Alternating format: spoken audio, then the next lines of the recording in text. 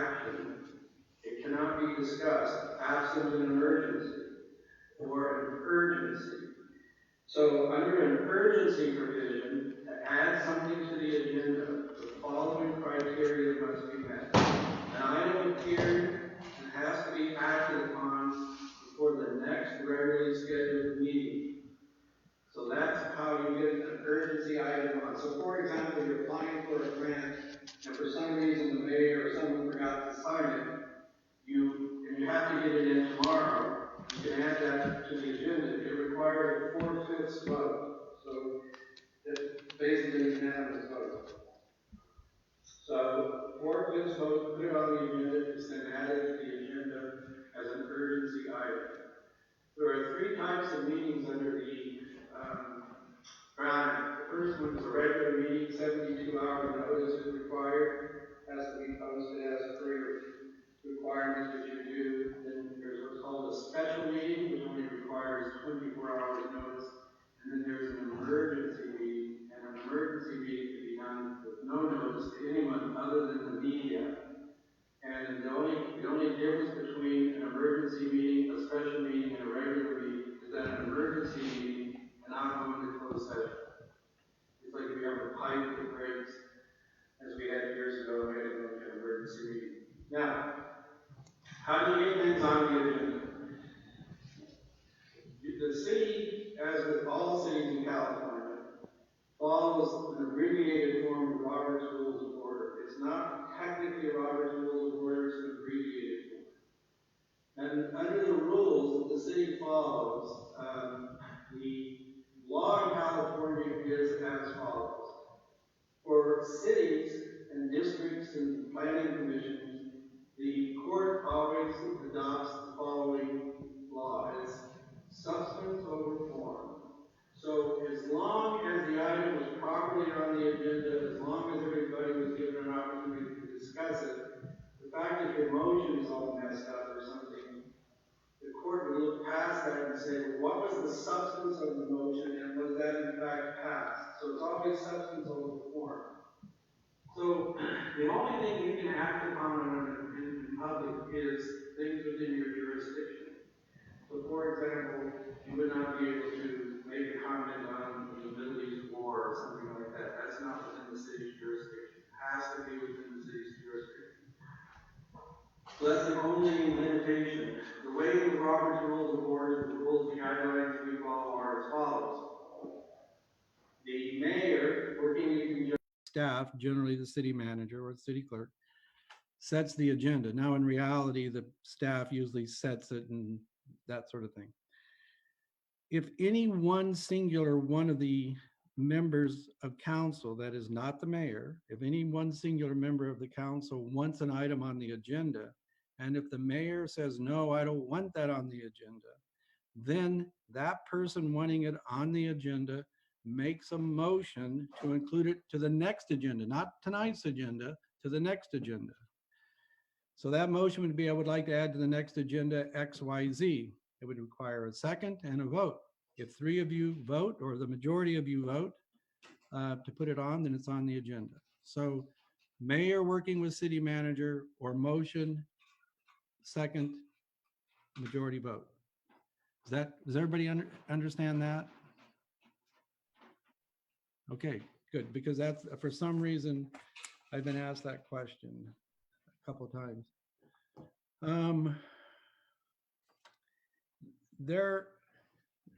You can add to your agenda an item that would say future agenda items, whereby at every council meeting, someone could say, oh, I would like to add to a future agenda item the following. I don't recommend you do that because you guys have on your agenda council's time to address the public, and I don't want to get confused here. So when it's your turn to address, you can turn to staff and say, I would like to have a future item on the agenda. You don't need a special section for it. And I know there was some discussion last time. I think, Mike Schulte, who's on with this, he likes to have it on there. I don't care if you do. Here's why I don't like it.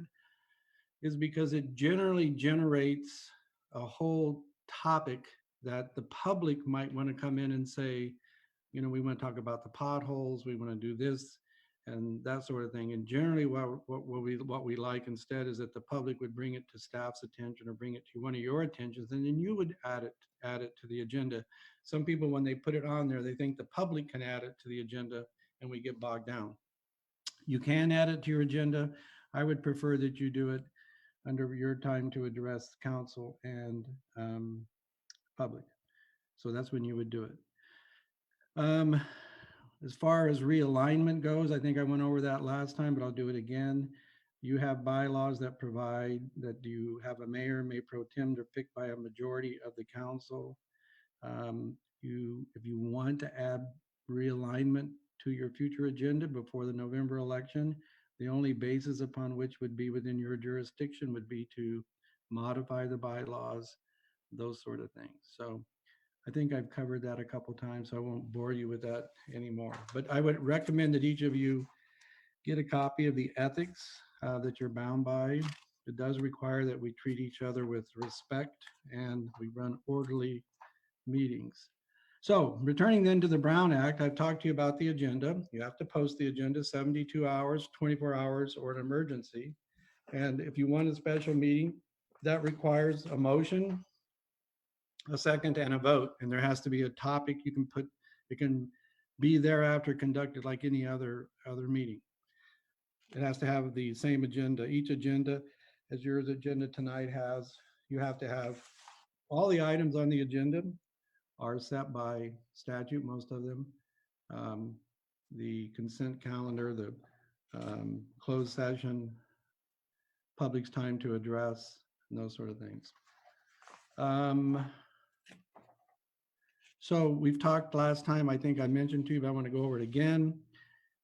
What is a meeting? You have to be careful. You cannot do a serial meeting, and that serial meeting means council member A contacts council member B and council member C, and they want to talk about city business, and they do it either through email or telephone or over a cup of coffee or at someone's house. You can't do that. That's called a serial meeting. So if a majority of you meet to discuss the business of the city and it's not on the agenda and it's not at a posted meeting, it's a violation of the law and it's a misdemeanor in the state of California. So you don't want to do that. Um, so sometimes I don't know if I've done it with you folks yet, but sometimes I might send out an email to everyone, and I always put at the bottom, "Do not respond." So sometimes I might just give you some information, or Melissa might just give you information. If you have clarification of it, that's fine, but you don't want to respond by saying, "Oh yeah, I agree with that," or "Oh yeah, I like that." So we can do emails and or communications one way, but you shouldn't then discuss it among yourselves until it goes on to the agenda. Everybody got that one? Great. All right. So the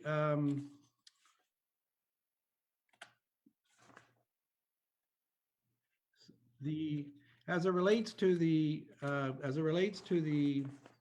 planning commission, I just want a topic for you folks. Since you're what's called a standing committee. Now, if we have ad hoc committees, years ago when the theater burned down, we formed an ad hoc committee that went out and got some ideas, etc. An ad hoc committee means it's not a standing committee, it's only for a limited purpose and a limited time period. That ad hoc committee would not be subject to the Brown Act. Planning commissions are, other recreation would be is another one, any standing committee. So in planning, one time, what happens all the time in planning is as developments come into town, someone might want to take you to lunch and say, you know what, I'm going to build a Walmart out on the corner there, and I'd like to talk to you, the planning commissioner, about it. You should not go to that meeting. If you come to the meeting with a predisposed position, that is, I'm for it or I'm against it, and you may very well be in your own mind, you just don't want to express it. But if you come to the meeting with a predisposed disposition, that is a position on it, then you cannot vote, because due process requires that the person presenting the proposal to the commission or to the city is entitled to a fair body that has theoretically, like a jury, um, no built-in bias. So I want to make sure you understand that. So you should always avoid.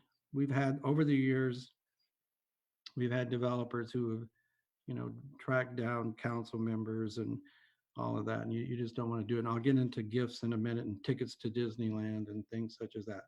I did mention to you not to scare you or not to be gruff, but I want to make sure I emphasize that this Brown Act is very serious, that if you violate the Brown Act, it is in fact a misdemeanor, and the DAs are now very active. Some counties now have a special district attorney section, and all they do is watch all the districts and all the cities and all of the public entities and make sure they're not violating the Brown Act. And we're seeing more and more prosecutions for that.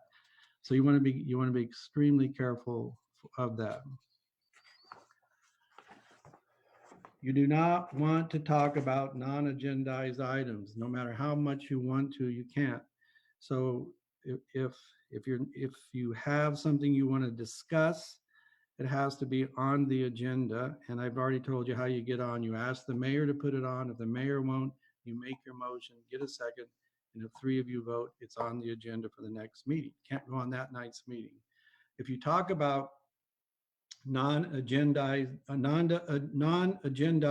items, that is a violation of the Brown Act, and that is a misdemeanor. So we are now operating under a law that requires that we self-report. So if in fact there's a violation, technically either me or whoever observes it is supposed to report it. Now, the way we would report it though is we would contact you first and say, hey, wait a minute, you guys, I told you don't talk about that, and you kept talking about it.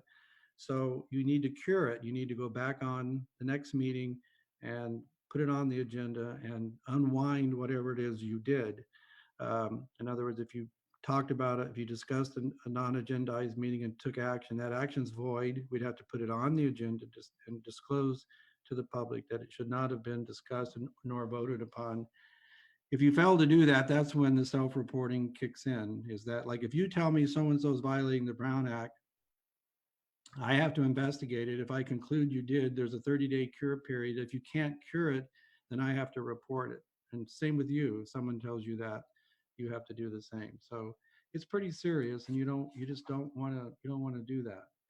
And I can, in your packet that you have, there's, if you look on page 30, not now, but later tonight, you'll see where a planner violated the Brown Act and was prosecuted criminally and paid a large fine. I can tell you a story about a planning commissioner in Clovis, California, who got involved in this sort of thing. He was criminally prosecuted and spent a few days in jail and paid a $5,000 fine. So they're kind of taking it pretty seriously. Now, we can go into closed session. So we're still under the Brown Act. We're still on the agenda. And so we have the Brown Act that says everything has to be open, everything has to be agendized. Now we're going to go into closed session. Closed session, it's the only time we can discuss a matter outside the presence of the juror, outside the presence of the public. The content of what is discussed in closed session, though, is confidential. So unless we announce that we took action in closed session, which I'll get to in a moment, whatever is discussed in closed session must remain in closed session. So if you have a personnel problem, someone complains about John Doe in Public Works, and you have a complaint, and it's on the agenda, and you want to address that specific complaint about John Doe. John Doe gets 24 hours notice so that he has the right to come in and understand what the complaint was and tell you his side. He is then dismissed out of the meeting, and you folks can talk about it. Now, any action, this is under the personnel exception, any action you take under personnel is confidential. You cannot disclose it to anyone. So if you said, well, we're gonna demote him or whatever, you can't talk about that in public. So if you have a specific complaint about a specific employee, that employee has 24 hours notice right to appear in closed session, or if the employee elects, can have it discussed in open session if they want. Now, most will do it in closed session. So that's the most common exception, is the one we call personnel. That is not to be confused with personnel evaluation. So you want to review a whole department, public works.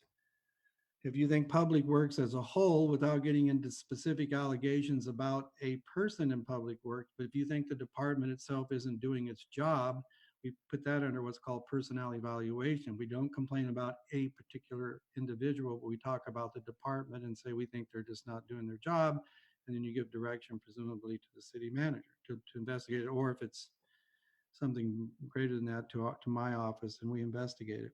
So you have a personnel exception, personnel evaluation, um, potential litigation. That's where we get sued, or we're thinking about suing someone. Those all fall under the potential litigation exception. And there's a dog barking in the background. Anyway, so you have to have your attorney present for litigation. So, because you don't, potential litigation involves lawyers. So your city attorney or a representative of my office has to be present during a closed session for litigation.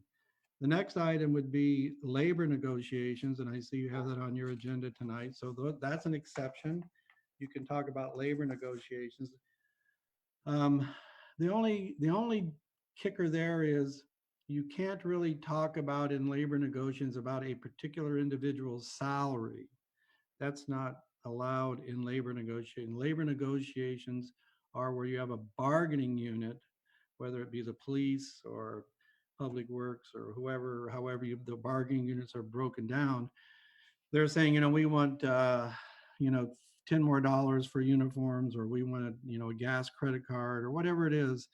So labor negotiations are designed to talk about what will ultimately be your memorandum of understanding, but you really are not to talk about a particular salary. Um, so confidential, it's all confidential, and it cannot be discussed. And I really recommend you don't do that. Um, Anything you are given during the meeting. So if um, if in the meeting I were to hand out a packet to you, not in closed session, that's different. I'll get to that. If I were to hand out a packet to you for open session, the public's entitled to that packet. And we received letters, I know, complaining about the police department, some about the budget. That letter is received and put into the public record. You are not required to read it. You're just required to say, we received a letter from so-and-so, and the clerk is directed to make it part of the record. Um, if I give you something in closed session, you give it back. You don't get to keep it. You have to give it back. So, or anything in closed session that's not to be made public, you can look at it, but you have to give it back. So that's pretty much an overview of how you run your meetings. Meetings, in my mind, should be run quickly and swiftly. They should deal with only jurisdictional matters of the city. You can talk about events, et cetera, but it's not a social gathering, and nor is it a time to, if you're mad at one council member about something, that you should not address that in open session. That's something that you two of you should try to work out together, or work it out through the city manager, or if you want through our office. If you believe someone is violating some of the bylaws or Brown Act or anything, you should bring that to my attention so that we can investigate it and report back to you. You should not do the investigation on your own. Um, so does anybody have any questions on the agenda or closed sessions or things such as that?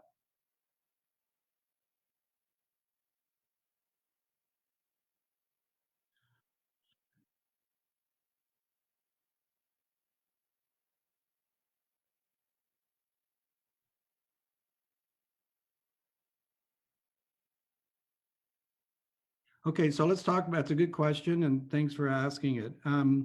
So remember, so we're talking about on the agenda, two different points in time. Time A is for tonight's agenda. If you wanted it like on tonight's agenda, the only way you could get it on tonight's agenda, it has to be an urgency item, which means it has to be acted upon before our next regularly scheduled meeting, and it requires a four-fifths vote. And so you would just bring that up. If you knew about it, theoretically, you should tell the city manager, but if you just happen to know it, you would say, I'd like to add this for tonight's agenda, but it has to be on those, you have to make those findings. Now, if you want it on a future agenda, when it's your time to address the count, when it's, let's see, on your agenda tonight, it's so where are you guys? So under 12, so you have closing comments, announcements, or correspondence. So if you have, when they go around the table and say, do you have anything you'd like to say? You'd say, yes, I'd like to add to the next agenda ABC. The mayor says no, you then say, then I need to make a motion to add that to the next agenda. Now you can't discuss it. You can't discuss it at tonight's meeting, but you just say, I'd like to make a motion to add this to the agenda for whatever the next date is. Did I answer your question?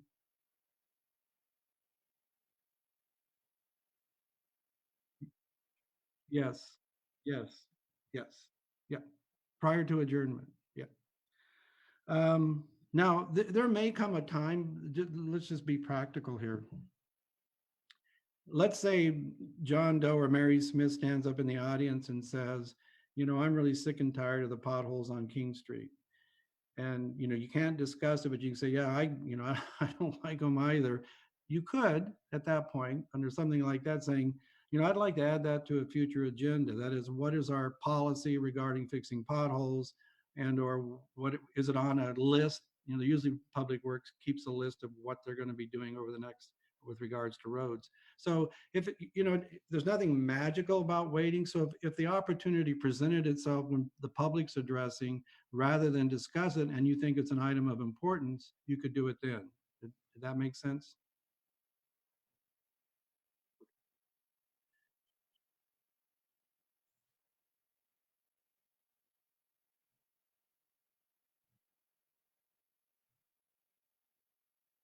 Right. Okay. I should have gone over that. Yes, you're right. So what happens is you can answer, you can, how do I say this? You cannot discuss it. You cannot say, I'm sick and tired of those potholes and we've advised Public Works 20 times to fix it. No, you don't do that. You can say, oh, you're talking about the pothole over there. Oh yeah, I think I know that pothole. Why don't we put that on the agenda for next meeting? So in other words, you can answer the question or you can give direction, but you just can't have any discussion regarding it. Does that make sense? Okay. Because that's a good point. I'm glad I should have brought that up. That's an excellent point. Anybody else have any other questions regarding the agenda, how you get it on the agenda, what you can talk about, what you can't talk about? Sounds like I'm in space. I guess not. All right. So one thing I do want to emphasize before I leave this is that you want to have decorum when you're trying to get on. Councilman Preciado, do you have something to say? Yes, I have a question. Go ahead. Hello? Yeah, I have a ahead. question. Okay, you said that the proper time to address staff is during closing comments, but according to the minutes, during closing comments, there's no action to be taken. So can you clarify that?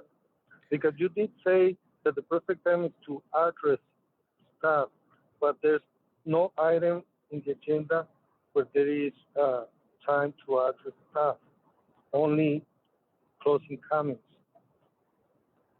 Right. So in your closing comments, so you're not taking any action, you're just giving direction. There's a big difference between taking action. If, for example, during your closing comments, you said, I'm going to direct staff tonight to fix the pothole on King Street, and they said, okay, we'll go do it. That's taking action versus I would like to put on the future agenda potholes on King Street. You're just giving direction. So you're allowed to give direction. You're just not allowed to take action. But you can, if you want, as I said, there's no problem putting on your agenda a topic that's entitled future agenda items. And some cities do that. This is the personal, it's up to you folks, but my personal hesitation with that is sometimes the city, uh, members of the public, when they address you, they will say, you know, you've got a topic on here for future agenda items. I'd like to add, you know, contributions to whatever. And another one that stands up, and you sometimes spend literally hour or more with people wanting to put things on the agenda. It's not it's not the public's time to put something on the agenda, but they are entitled to comment on anything on the agenda. So that you can't say, well, wait a minute, I don't want you to talk about that, because they have the right to. So my only personal hesitation of it from years of experience is that you wind up having people from the public believing it's their opportunity to air all of their grievances with you and put that on the agenda. So what I like to recommend is that when you have your closing comments, if you want something on a future agenda, you would do it then. And if the mayor were to say no, then you would ask that a motion be made. You're not taking any action, you're only giving direction. And that's the big distinction. Did I answer that? Yes. Okay. But you Uh, can, but I want to make it clear, I want to make it very, very clear to you. If you folks want to put on your agenda, future agenda items, that's perfectly fine. And some lawyers recommend that you do it that way. I'm just telling you, I've been doing this for a long, long time. And I'm just telling you that there will come a point in time where you might be spending an hour with people saying, well, I'd like to put on the agenda a contribution, or I'd like to put on the agenda this. And you'll spend a lot of your time saying, well, that's really for us, not for you. But anyway, but you can do it if you want, yeah. no problem. Yeah, yeah, because I understand that situation because, the only time the public can address council is during public comment. And like you mentioned before, we're doing city business. It's not public business at that time. So that also, I believe, needs to be clarified that, public shouldn't interfere when it's future agenda items, which is strictly directed to council. I'm not sure I understand the questions. Can someone help me, because I'm having a hard time hearing? Can someone tell me what the question was?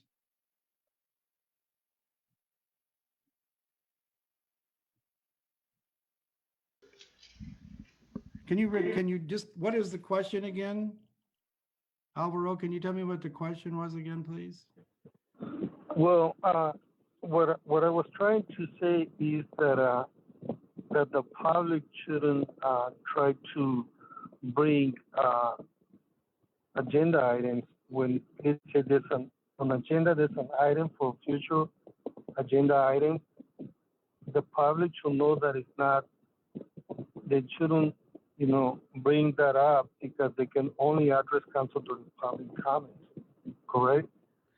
Right, so I think your question is the public cannot ask that agenda items be placed on the agenda. That is correct. And that's what I was trying to say is if you have but the public has the right to comment on anything on the agenda. So technically they could say, I'd like to put this on the agenda, and you're gonna have to say no. And it puts everybody kind of in an awkward spot. That's all I'm saying. But if you guys want to try it for a while and there's no awkwardness with it, I mean, go for it. I mean, but you end up, I'm just going to tell you, eventually you will end up having a public believe that they want to talk about contributions to Boy Scouts, to Little League, to the boxing club, to why are the bathrooms in the park locked? I want to put you'll end up spending a lot of time telling them, well, I can't do that, I can't do that, I can't do that. But your question was the public cannot add things to the agenda. The answer is that is correct. They can go to a council member and say, hey, would you mind trying to get on the agenda the following? And then you would bring that up. So all I was saying was if someone during public's time to address brought up something that triggered in your mind, something that you think is a valid topic that you would like to discuss at the time of the next meeting, you could say, well, you know what, Melissa or Mayor, we'd like to put that on the agenda for next time. I think that's a topic we should discuss.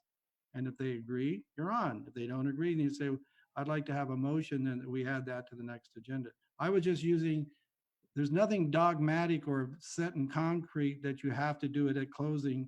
There may be times during the meeting when a topic comes up that you could say, I'd like to add that to the future agenda. I mean, so I'm just saying, it's, there are opportunities to do it other than that if the moment arises. Okay?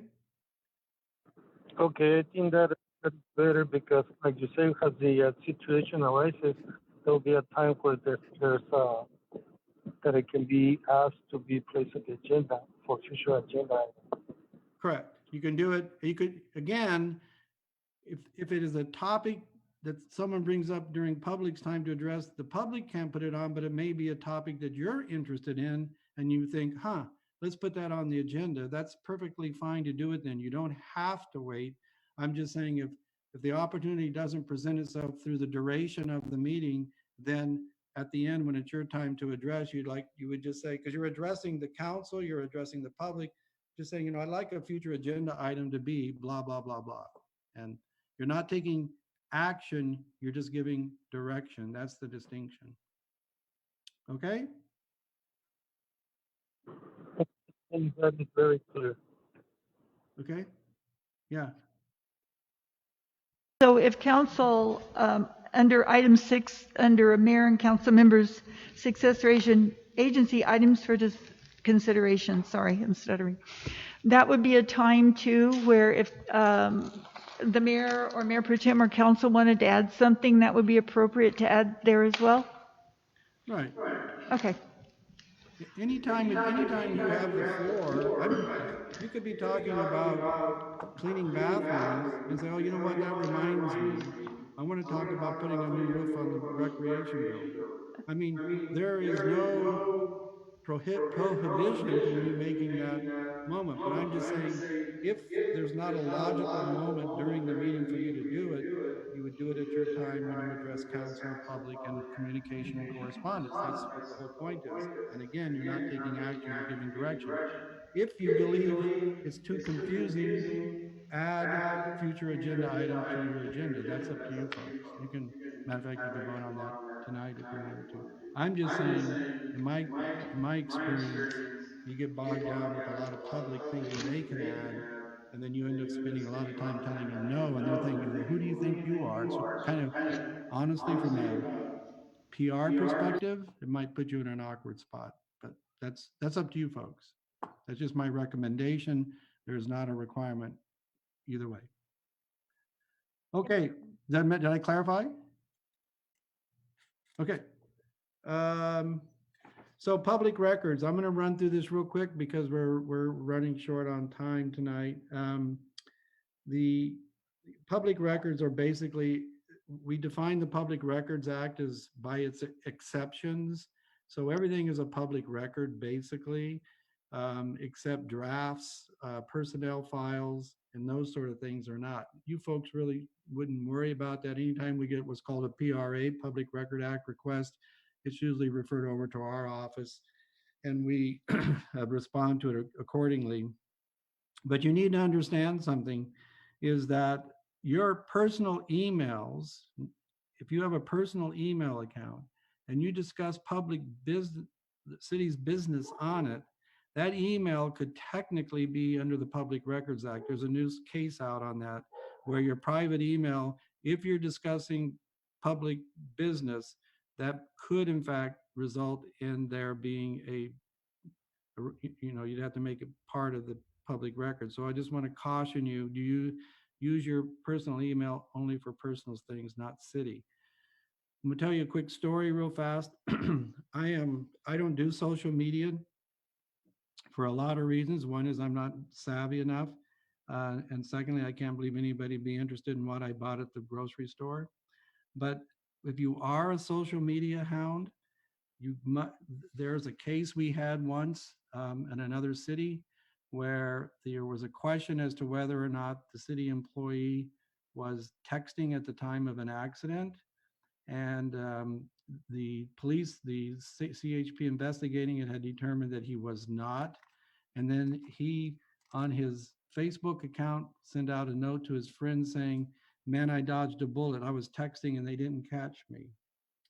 And so that was obviously a pretty stupid thing, and it became evidence and we settled that case. But My point is, if you use your social media for public purposes, you're subjecting yourself to a lot to that being uh, produced. Okay, just be very, very careful with that. So conflicts of interest is the next thing. You fill out your form 700. You all know that, and you have to be careful. Everything I'm talking to you about is in the packet you have. So if I go through it real quickly, feel free to go back to it if you have questions, or always feel free to call me anytime at my office anytime. I'll be happy to answer questions for you. But a conflict of interest, the there are two types of conflicts. There's a conflict of interest that's economic, that is financial. If you have a financial conflict of interest, that if you have a financial interest in something that the city is considering, you are disqualified from participating, and you cannot participate at all. And as a matter of fact, so you are disqualified, and that means you have to leave the podium or the dais up there where you're sitting. Well, we're doing Zoom these days, but if we were still in the room, you'd have to leave the room and not participate at all if you have a financial interest. And if you or your immediate family, which is generally defined as children, spouses, etc. There's other conflicts of interest, which we call an appearance of conflict of interest. So if in fact you have a piece of property and the city is thinking about zoning it in a favorable way to you. In other words, you cannot participate in that at all. Or if you have a cousin or something that has a piece of property and he's asked you to help get it zoned correctly, you can't do that. So you have to be very, very, very careful about your conflicts. Anytime you think you might have a conflict, I just suggest you either call me or the city manager or whatever, and I would be happy to walk you through it. But economic conflicts of interest are the most common type. It, the and the let me see. Hang on a second. So by the way, and Mike Schulte brought this up for me. I had forgotten this. We had a city that had this problem come up. If you have an economic conflict of interest, you are disqualified. You're not just conflicted out. So if you're disqualified, you don't count as the quorum. So if you had 3 people, which is a quorum, and you had an economic financial interest, you don't have a quorum on that issue. You can't vote. If you weren't disqualified, if you just had a potential conflict of interest, non-economic, you just would have to abstain, and we would still have a quorum, and the vote would be either 1-1-1, 1-4, 1 against, 1 abstain, or 2-0, 1 abstain. But if you're disqualified, you are completely disqualified. So that topic cannot be discussed if we fall below the quorum status. So that's just something to keep in mind as well. There are if you have a business interest that has over $2,000 or real estate of over $2,000, things such as that, or you own a certain percentage of a business, all those things have to be disclosed. If you receive income of $500 or more, and we're voting on something that deals with that, the person or entity that's paying you that, you have to disclose that. So that's again, conflicts of interest are driven predominantly by financial. There was a case you'll see on page 56 of this packet that was a pretty big case of notoriety, where someone sat on a planning commission and the state got a grant for, I think it was to extend water and sewer to an area that was owned by that person. I think it was a hotel or a restaurant, and they voted on that. All they did was vote on the grant, and they were fined $4,000 because they had an economic interest, an indirect economic interest. So anytime if there's a zoning change and you own property, or we're voting on something from someone that pays you money, get away from it. You do not want to accept tickets to Disneyland, or those are all, you can't do those sort of gifts. Now, that would create In other words, if I'm trying to do a development, I come in and said, hey, I got some great tickets for the Super Bowl. Here they are. No, you can't do that. Don't do that. So you'll see where someone was fined $3,000 for that if you review the packet. Gifts are another thing you want to be careful of. Not gifts that you get from your friends and family, but if somebody that has business before the city gives you a gift of $50, you have to report it on your Form 700 and or more than. They change the amount every year. I think it's 375 now. If you get more than 375, you have to disqualify yourself. So be careful and leery of getting gifts. We don't have transportation issues in our town, but you're not allowed to accept any sort of gratuity for any kind of public transportation. You have to pay your way. So if someone says, "Oh, you're a council member, I'm going to give you a free ride on the bus," no, cannot happen. You cannot have any interest in a contract that the city is involved in, and that's a big one. That's 1090 violation. A 1090 violation is absolute. There are no exceptions. So for example, if the city enters into a contract for towing, we're going to tow cars with John Doe Towing Service, and you own an interest in that, the contract is void. You have to give back your towing company has to give back all the money to the city, and the city gets to keep the benefit of the bargain. So in other words, the city gets to keep all the benefit, but you have to give back every penny that you've earned. Plus, again, it's a misdemeanor offense. Could be a felony if it's large enough. So you just want to avoid doing business with this. Years ago, we had a council member who wanted to give us land for free, and so we could build the public works, and he could not do that because it was a 1090 violation. So I had to write an opinion on it. It's kind of sad, but it's a gift to the city. So his economic benefit is that he can write that gift off on his taxes. And so that's you can't do that. You want to stay away from any sort of contracts that the city does. I'm just telling you, that's a big thing. You must return the money, but the city gets to keep all the benefits received at no cost.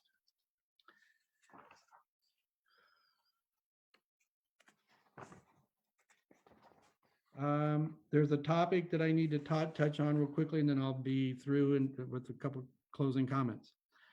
Incompatible offices. You can't hold two offices in the jurisdiction of the city which are incompatible. When we had a hospital board, we still have one. You technically, that if the city is giving money to the hospital to support it, you're now in an incompatible position. If you're on the hospital board and the city council, you can't do that. So you have to resign one or the other. You can't have incompatible positions. And I think that's the only one that I can think of that we've had in your city. So I wouldn't worry too much about it, but just keep that in mind. Reimbursement of expenses.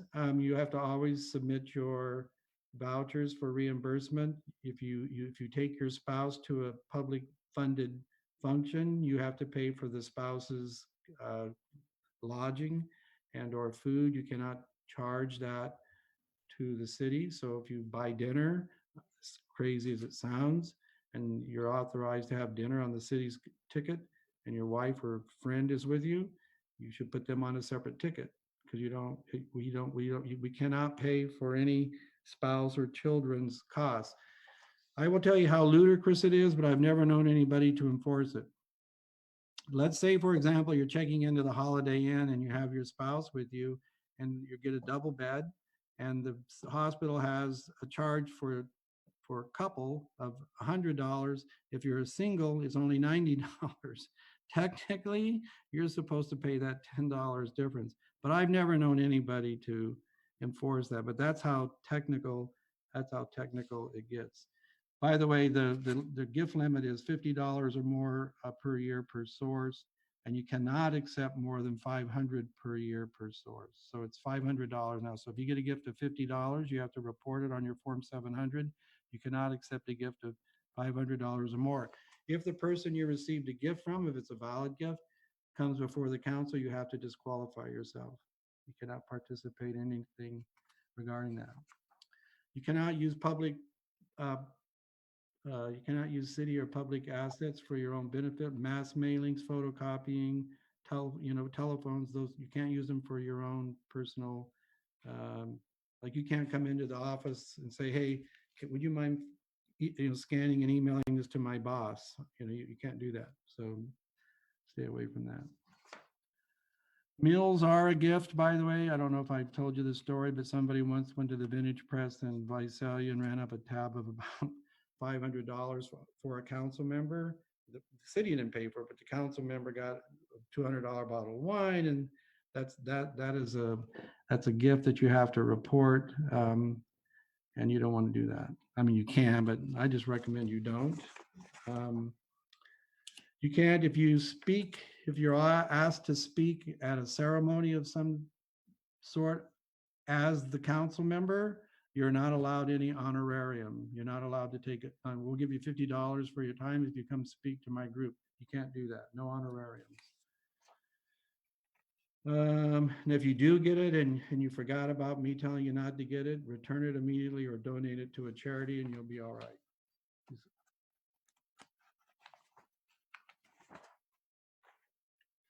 Okay, so I ran through that pretty quickly, but the real highlights are the agenda. That's why I spent most of my time on that. And this would conclude your AB 12, 1, 2, 3, 4 training. You'll take the test. It need not be graded. You'll turn that in. You'll sign the um, attendance if you're on the phone. Just we'll acknowledge that you were on the phone. We'll have the city clerk enter your name as attending by phone. I didn't get into teleconferencing meetings. There is a provision in the code that if you were going to be away and you wanted to appear by teleconferencing, there's a special posting requirement you have to go to. So you're staying at the Holiday Inn in Los Angeles on 3rd Street. We have to post it and it has to be open to the public. I didn't get into that because under this COVID-19 emergency, we're operating under emergency rules, which allows us to meet the way we're meeting now. But normally what we're doing now wouldn't be prohibited, but we would have to post for it.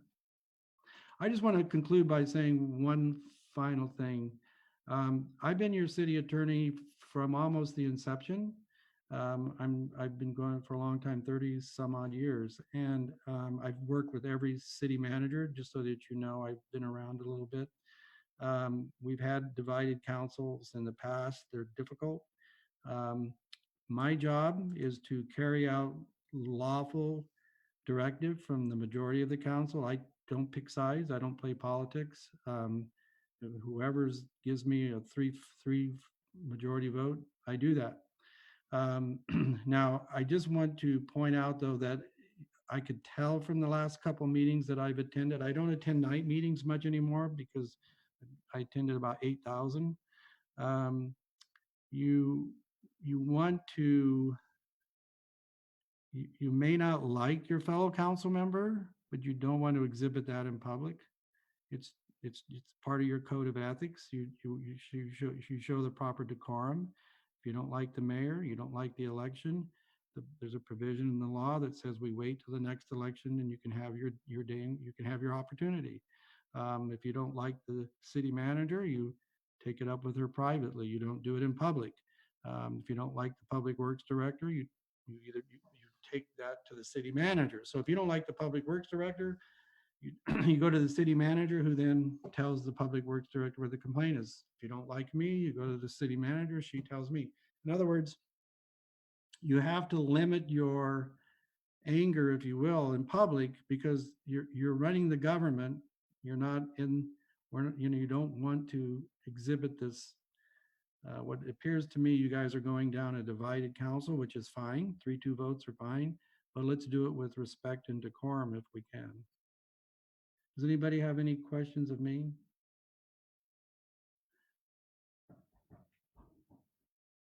Sounds like I must have done a good job.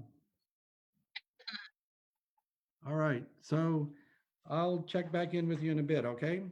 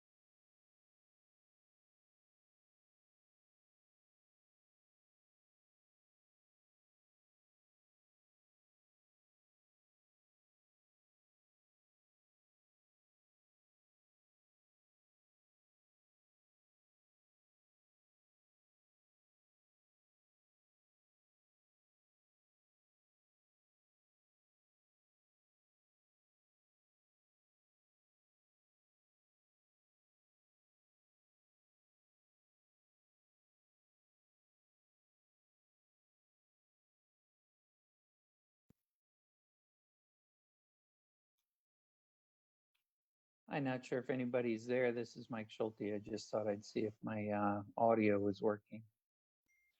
We hear you loud and clear, Mike. Thank you. Cool. Yeah, great. I'm not sure. I know Mike Farley stepped away to deal with a couple of things, so he may not make it back for closed session, but I'll be here for the remainder of the night. So. Perfect. Yeah, we'll be picking it right back up in about 5 minutes. All right. I'm gonna mute myself just so nobody has to hear me clanging cans and bottles.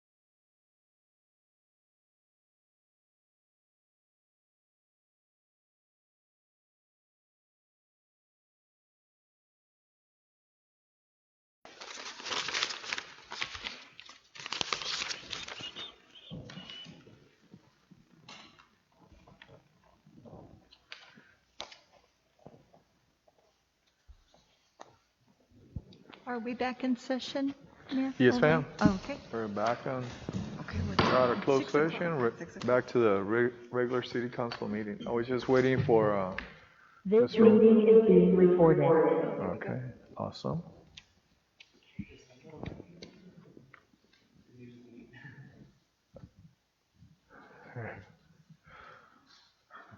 Oh, I know.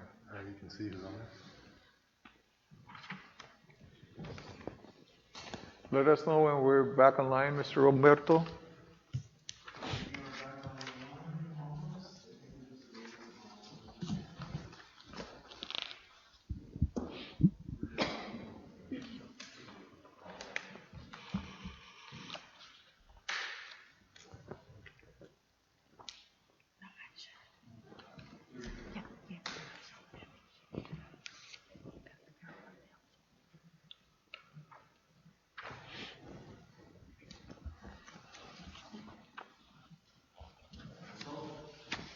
Thank you, senor. So we're back to our regular city council meeting, and during our closed session, we had 3 items that were voted on. Do you want me to read or would you like to read the 3 different items that were voted on? Okay, sure. Okay. Certainly. Again, there were 3 items, 3 different resolutions that were approved in closed session. The first would be Resolution 2020, and it's a resolution of the City Council of the city supporting and approving an offer to the Avenal Peace Officers Association as per request for fiscal year 2021. The motion was made by Councilmember Ramirez, seconded by Councilmember Hernandez, and approved. It was 3-0, 2 absent. Resolution 2020-31, a resolution of the city supporting and approving an offer to the employee designated negotiating teams, being the bargaining units 1, 2, 3, and 5, as per request for fiscal year 2021. Motion by Councilmember Ramirez, seconded by Councilmember Hernandez. It was approved on a 3-0, 2 absent. Resolution 2020-32, a resolution of the City of Avenal authorizing the submittal of an application to the San Joaquin Valley Air Pollution Control District Public Benefit Grants Program regarding a purchase of vehicles. That was approved on a motion by Councilmember Ramirez, seconded by Councilmember Hernandez. It was a 3-0 vote, 2 absent. Thank you. So we move on with item number 5, consent calendar. A, consider City of Avenal successor agencies approval of minutes for June 25th, 2020. And 5B, consider financial statement and warrants for June. Is there any changes, comments? And if not, we need a motion to approve consent calendar.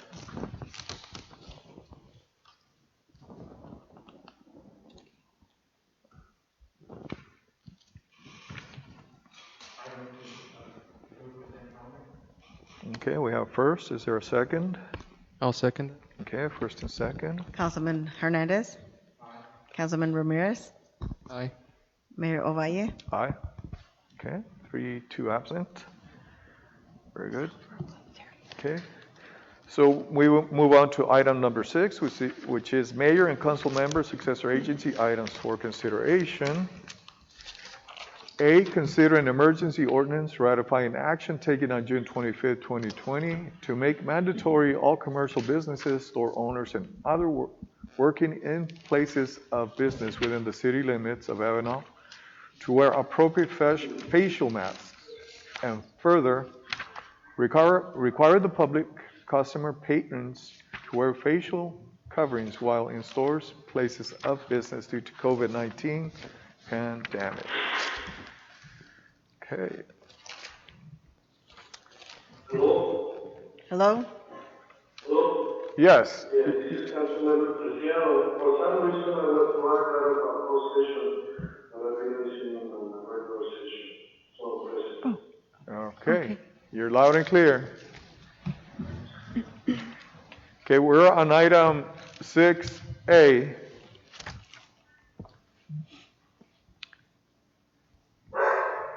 Would you like to?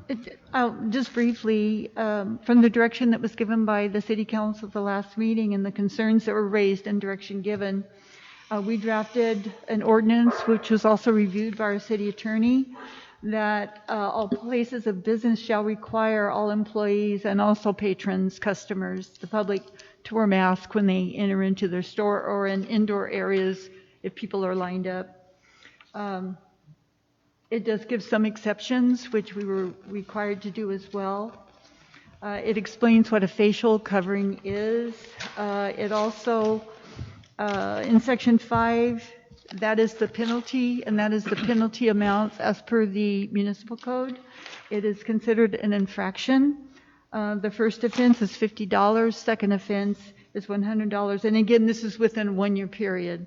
And the third and any subsequent violations within that year period is $250 each violation.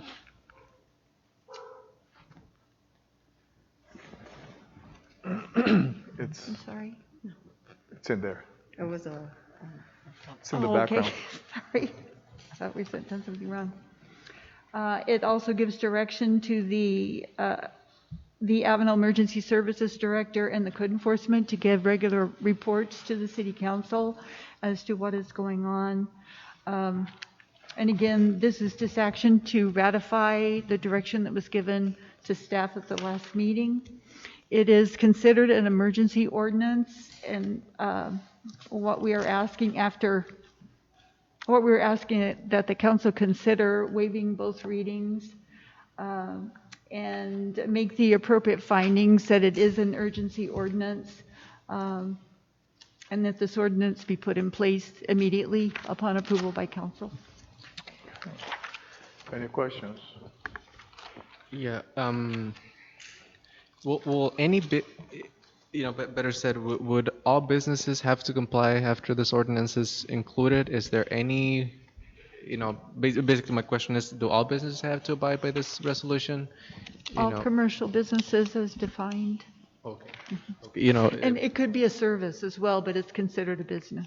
Okay. I won't mention the name. I know there's two particular businesses in town that are not enforcing it at all. I have personally seen it. I have heard members of the community who have been telling, hey, what's the point of you guys passing, giving direction to make face masks mandatory for businesses if this particular business and this particular business they don't enforce it. So just to be clear, there won't be exceptions made once this is passed. There will be fines distributed upon non-compliance. Right. And our chief and director of emergency services can explain that better. The whole idea behind this is to get people to comply. If there's failure to comply after, speaking with, contacting, whatever, that would be up to the discretion of whether it's a code enforcement or let's say even an officer goes in. But I'll let the chief actually address that as to how it's done. But compliance is the goal. That is the goal. Unfortunately, sometimes we have to cite a violation, and that's where the monetary amount, it's administrative, that would come back to the city. That's not what we want to do, but there is a reason why council decided to do what they would like to do. But understand, if there's one person and they don't have a mask on their face, first of all, if we have masks, we'll offer one, and that's what staff has been doing. But speak to them first and get them, we want you to comply. But if, people are over and over violating, then we would take the next step. Yeah, I think after this resolution is passed, I would suggest no tolerance for any business, given that personally I saw COs in a particular location. COs, we have the concern of 600 cases plus, and here just a mile away from us, and COs are coming to businesses without masks. Not to point out specifically, but it's everybody. I would say out of everybody, 50% comply in this particular business.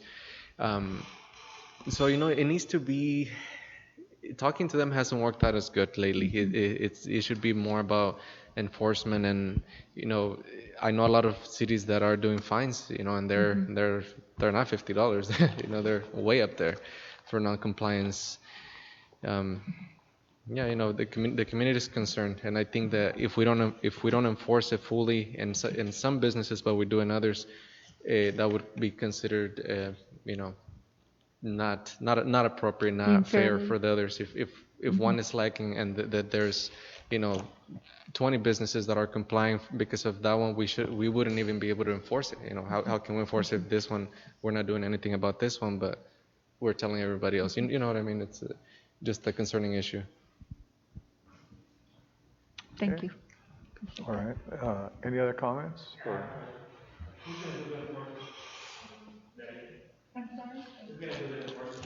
It would I be can our, speak to that. oh, go ahead. You want me to- If you don't mind, or do, so we had a meeting last week or so with code enforcement, and they'll be the primary person responsible. Code enforcement and community development have been out educating businesses over the last couple of weeks. So code enforcement is the primary, and we talked about at our meeting that they're going to adjust their work hours so they can be there in the evenings when probably a lot of the violations are probably occurring. So we'll be there to back them up. Internally, it's not something I really want my young officers, patrol staff to deal with, so it's going to be handled at a supervisor level coming from my office. And I think that's probably a better approach for us, as it's tricky times for us on a good day, and then you throw in the mask policy. So we'll be there to assist code enforcement and be good role models as well. What schedule is code enforcement currently running for to monitor compliance? Are there a particular time, a particular day, daily? They're staggering. They're being flexible with their hours. Not every day. We don't want, maybe one day they'll flex from noon till 8, and maybe the next day will be from 10 to 6. So that's like the first step, is to be in the area, in the business community when people are actually out, as opposed to a 7 to 4, which you might get the noon traffic in the early afternoon. So that's the flexibility, and they have been doing that for several weeks now. I think this ordinance, though, gives us even though there was direction given, we actually have a document that we can provide to the business owners and members of the public too, of what is expected of them.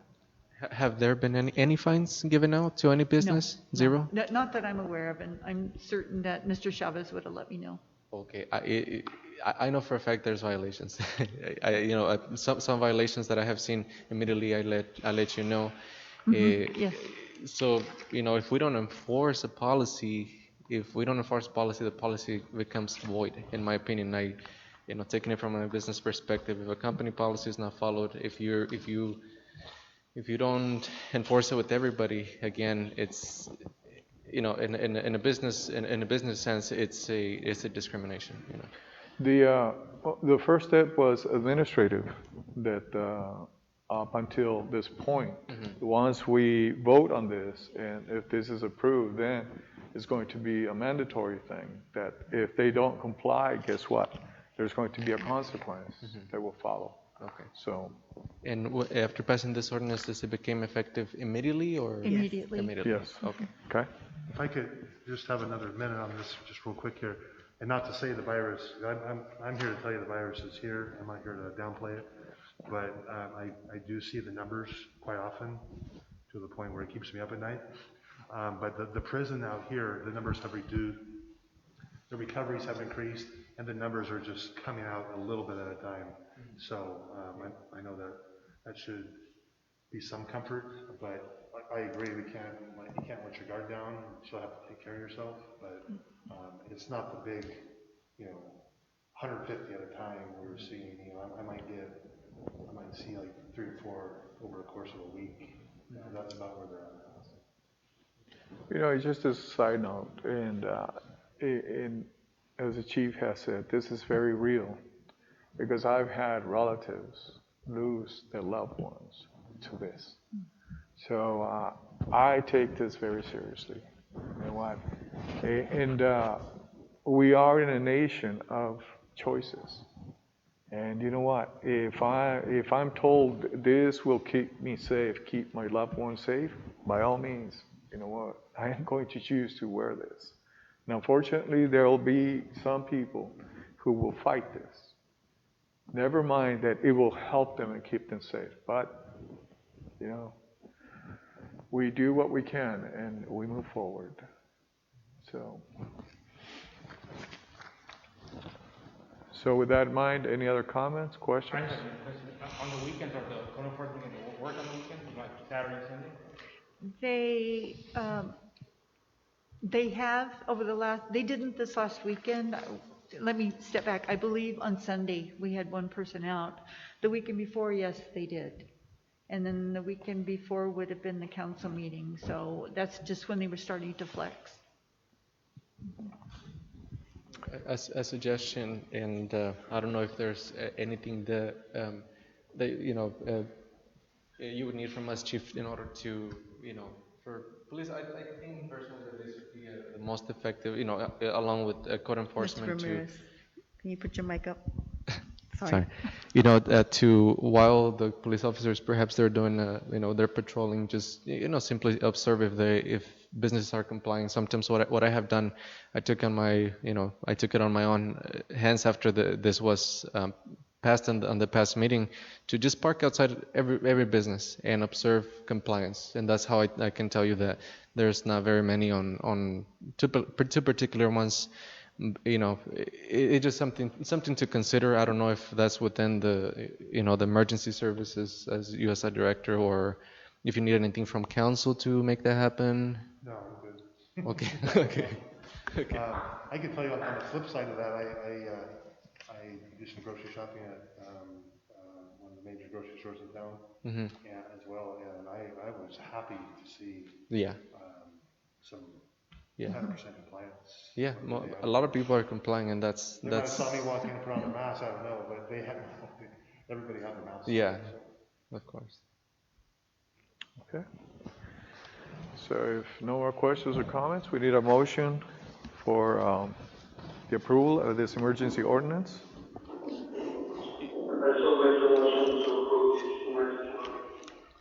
Okay, we have a first. Is there a second? Okay, first and second. Councilman Hernandez? Councilman Ramirez? Aye. Councilman Preciado? Mayor Ovalle? Aye. 4-1 absent. Okay. So we have the 4/5. Thank you. All right. Moving on. We move on to 6B, which is consider request for small business loan.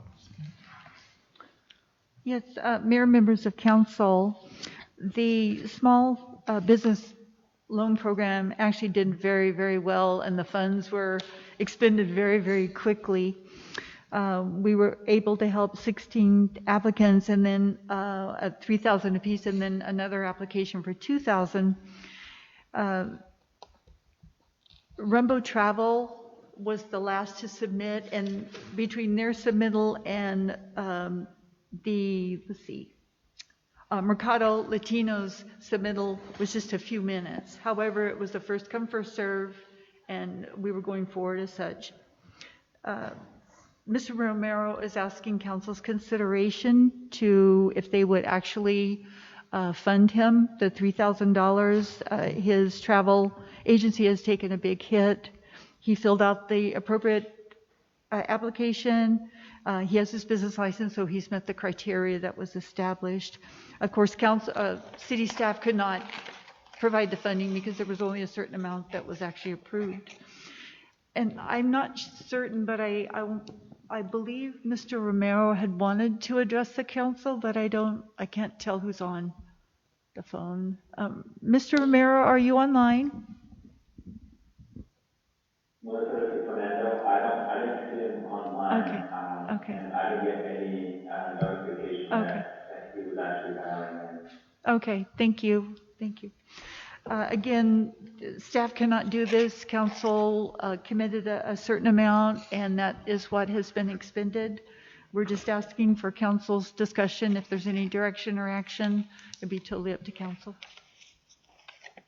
Again, it's a request for $3,000 for the small business loan. Is he the last one to apply? He is the last one. We actually waited. We understood there might be a few more, but this is the only application we have received. That was over and above the 17 that were funded. The only,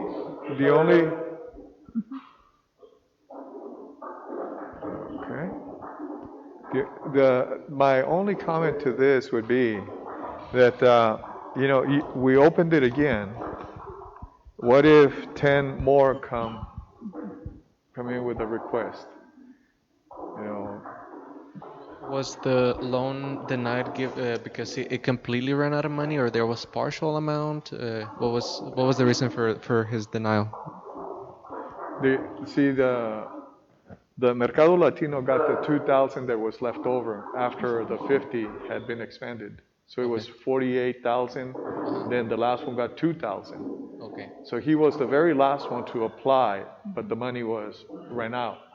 So that was the And it was issue. just a few minutes, as you probably saw in the staff report. Go ahead. May I? Yes, so at this time, he's the last one, the only one that had applied. I would like to make a motion to award him with $2,000 because I don't think it also would be fair for Mercado Latino only receive 2,000. So make it fair, I would like to make a motion to allow Rumbo Travel access to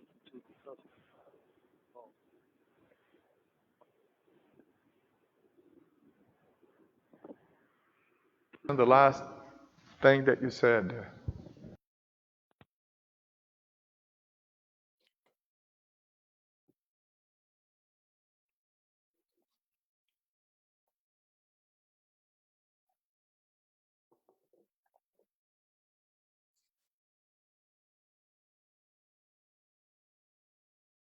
Rumbo Travel for their business.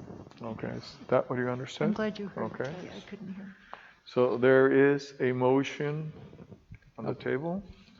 I will second that. Okay. First and second, roll call, please. Councilman Preciado. Councilman Hernandez. Councilman Ramirez. Aye. Mayor Ovalle. Aye. We have to wait. Yes. Let me see. And just to clarify, this was for 2,000. Yes. Is that Yes, okay? Just want to make sure. If I may, this is Mike Schulte.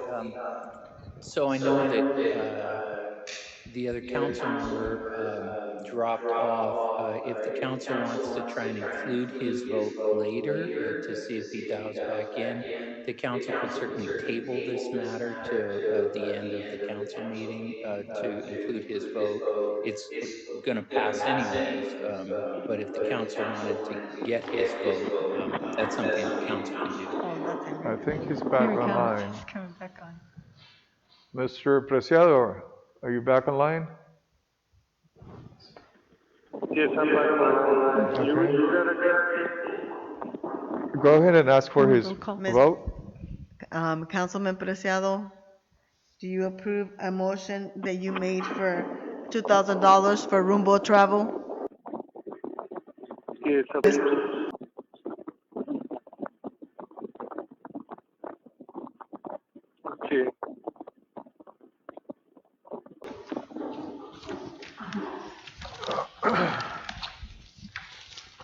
So moving on, we move on to item number 7, which is the activity report, special presentations and committee reports. Public Works, you're on. Mayor, members of council, as you see in your report, Banda Koala is just about finished with their second phase of the Salindolito development. They have 2 houses that are really close to the final inspections for occupation. They've also started 2 new homes on 300 block of Ventura Street. Our clinic is progressing well. They're working on the parking lot right now, as well as the building has come along very well. And the Avenal Developers LLC is continuing to move dirt. That area is progressing well. They've done quite a bit out there. It's really looking good. Our code enforcement is still working on property and vehicle and weed abatements, not as much as they are working with the businesses with this COVID-19. Anthony has been working with Lupe to educate the business owners of the new mandate from the governor regarding the wearing of face coverings.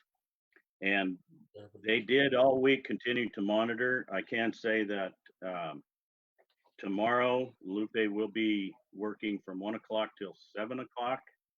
And then on Saturday, he is planning on going out 10 to noon to check on businesses. So it's a little bit rough when we only have one code enforcement officer to be in every store all day long. It's impossible. So we're doing the best we can.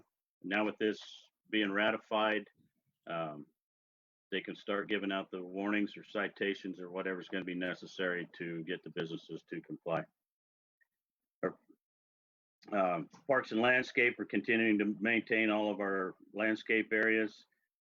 We still have our playgrounds closed due to the COVID-19 pandemic, and we have opened a second restroom at Rice Park, and we're continuing to clean those on a daily basis and make sure that they're open even on the weekends. Animal control is continuing to do their rescues and all of their services. They are doing the social distancing practices when we have Corcoran bringing in dogs or when rescue is coming to pick up. We're continuing to maintain our streets. We have been doing some patching and work out on Plymouth Avenue. And we've been working with our city engineer. The bid package for the San Joaquin Street reconstruction project was sent out on June 23rd. There'll be a pre-job showing July 23rd and a bid opening on July 30th. Hopefully we'll be able to start that sometime early to mid-September. Still working with the city engineer on the feasibility study of the 18-inch transmission lines, and we are continuing to maintain our distribution system. Our wastewater collections, it's been going well. Last month, we only had 2 calls for sewer plugs. They happened to both be on the city side, and it was due to the sanitizing wipes or baby wipes type of rags that get plugged in our system. And we're still working with maintaining our vehicles and buildings and reporting to everybody we need to report to. So are there any questions?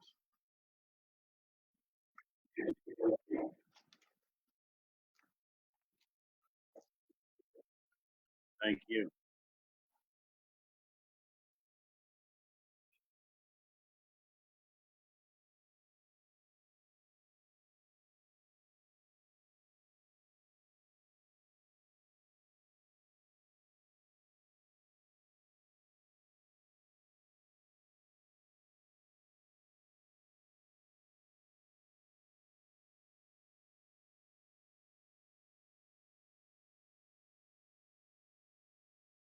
No, he needs a microphone.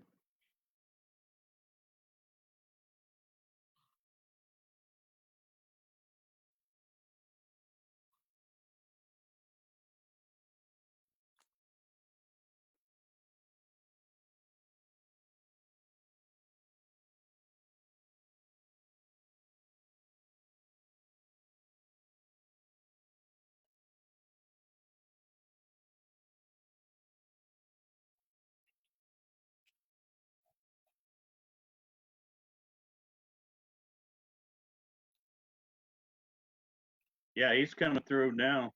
Yeah. All right, Okay, there we thank go. you. All right, all the levels look good. So we now have our own in-house decent internet speeds here. So now we can continue hosting our city council meetings and any other meetings in the future we may need to host publicly through Facebook, through Zoom, through anything else. The day after, we took the time to reconfigure all the network, so that way we have our security system up and running again. ADT, the security cameras and such.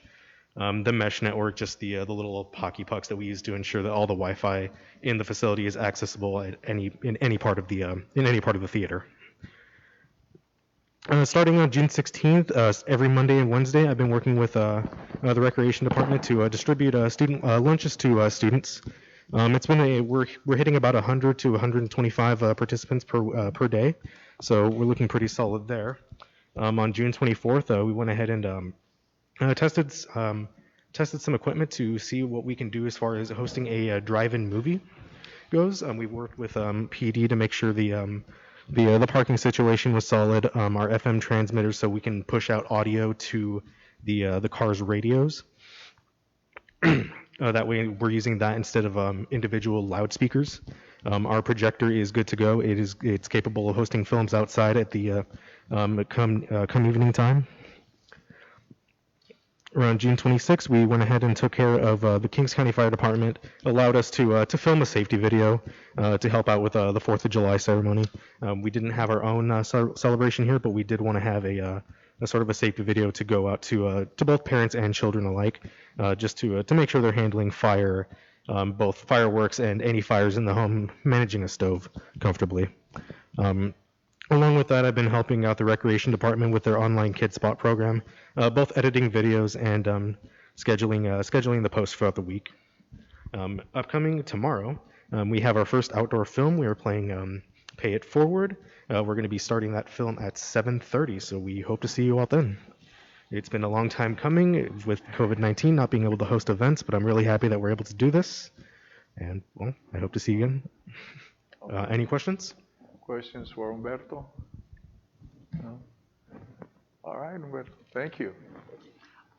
Mayor, may I make a comment? Absolutely. I would like to thank Humberto, and I'm sure Tony was involved somewhere along the way. Humberto, he is the individual that was able to, and I'm not sure exactly how that works, to be able to transmit what is going on the screen into each radio as long as you have it tuned in. How he did that, I don't know, but I want to thank him. It's just like the old drive-in movies, so Yeah, I want to personally thank him for that. All right. And I apologize, I was texting to make sure I had one of my staff members on the line because she has a report. Thank you.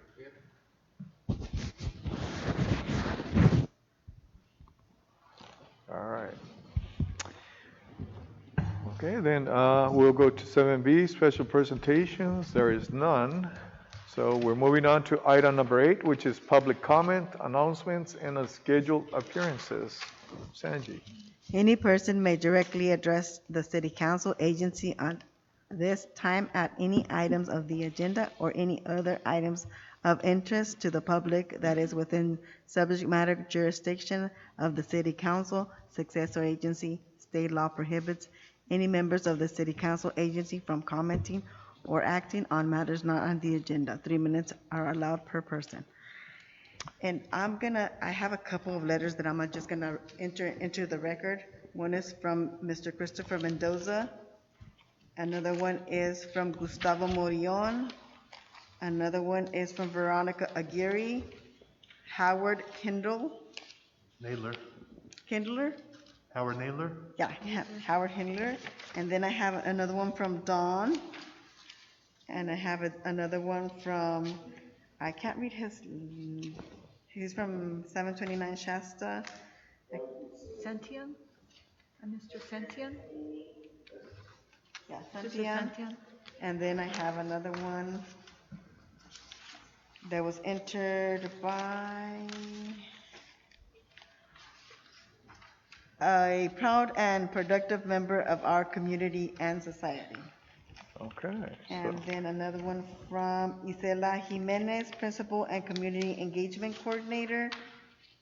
And the last one is from Mr. Fausto. And all are going to be entered into the record. Thank you. Okay, so at this moment, if there's somebody who would like to make a comment. Yes, I would like to make a comment. My name's Howard Nadler. I'm the one who submitted the letter. that you guys just talked about. So I am the lead teacher at Sunrise Continuation High School. I've been in that job for 8 or 9 years now. And I would like to comment. I'm informed that there are some issues about funding for Avenal PD, how many officers Avenal PD has. And, you know, I just, along with my letter, I want to let everyone know just what an outstanding job I think Avenal PD does. Avenal is a unique community. It's a combination of economic uncertainty, isolation, and nothing to do for the kids. So it's a delicate balance. Trying to balance community safety and community policing is difficult. I couldn't be prouder of the partnership that I feel we've had with Avenal PD ever since I've been at Sunrise.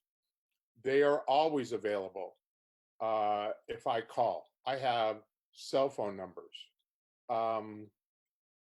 because every day, some of you may not know me by name, but you probably see me standing in front of the district office, greeting students, talking to parents, making sure the day gets started safely. I do the same thing at 3 o'clock every day when we're let out. And trust me, I've been in that park more than once to stop an altercation that was going to lead to violence. Avenal PD has always been there for me. About 5, 6, 7 years ago, we started having food events. And one of the major things we wanted to do was bring closer relations between students, family, and Avenal PD. When we have those food events, some of them are just barbecues, some of them are holiday meals. When Ms. Jimenez came on board, she was completely supportive. Chief Stivers, you know, Officer Storm, all kinds of Avenal PD show up on a regular basis, and that has helped to break down barriers within the community. A lot of you young people in the community, no surprise, they don't trust Avenal PD, but especially in these uncertain times, to try to make any changes to what is going on is, this is not a time to try to save money. This is a difficult situation, and I really value Avenal PD there to support the schools, Sunrise Continuation High School, and myself personally. That's all I got to say.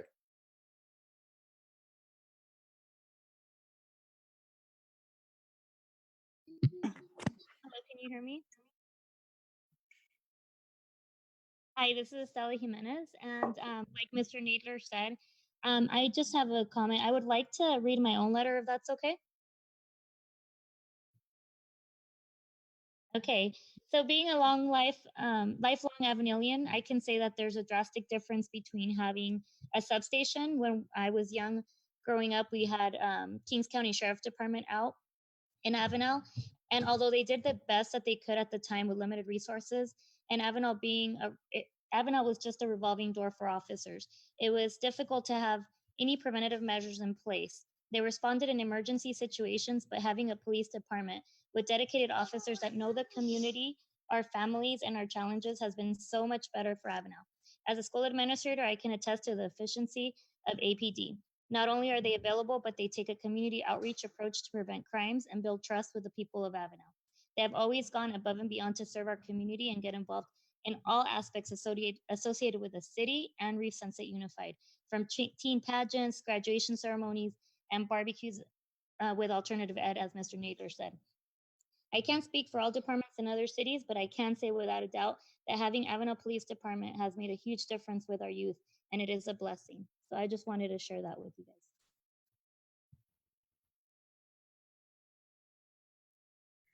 Yeah, my name is Juan Ruiz. I'm the principal at Avenal High School. First, I'd like to thank the city, Rotary, and the police department for supporting us during graduation and during the parade. It was an amazing parade, and loved the way the community came together. And so I wanted to thank the city, Rotary, and the police department. And having heard some of the other comments, I believe it was about 8 years ago when we still had the sheriff, and the city made a decision to hire their own police department.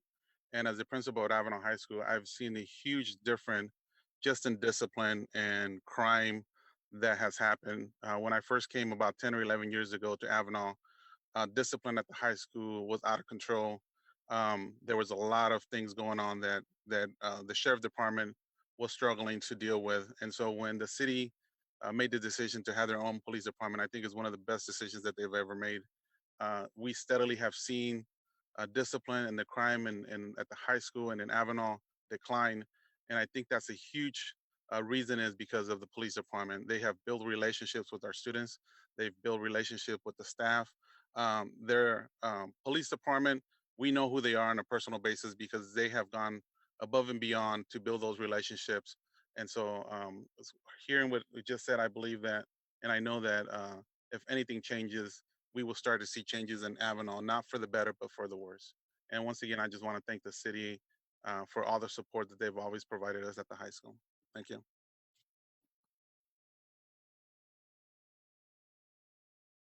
Hi, yes, Blanca Rodriguez here, principal at Avenal Elementary School. I piggybacking off of the same sentiments as my fellow administrators here. I just want to speak out for the Avenal Police Department and just say, having worked with him at 2 different sites, at Reef Sunset Middle School and at Avenal Elementary, we've felt so much support from them over the years in all matters. They've been at our community events.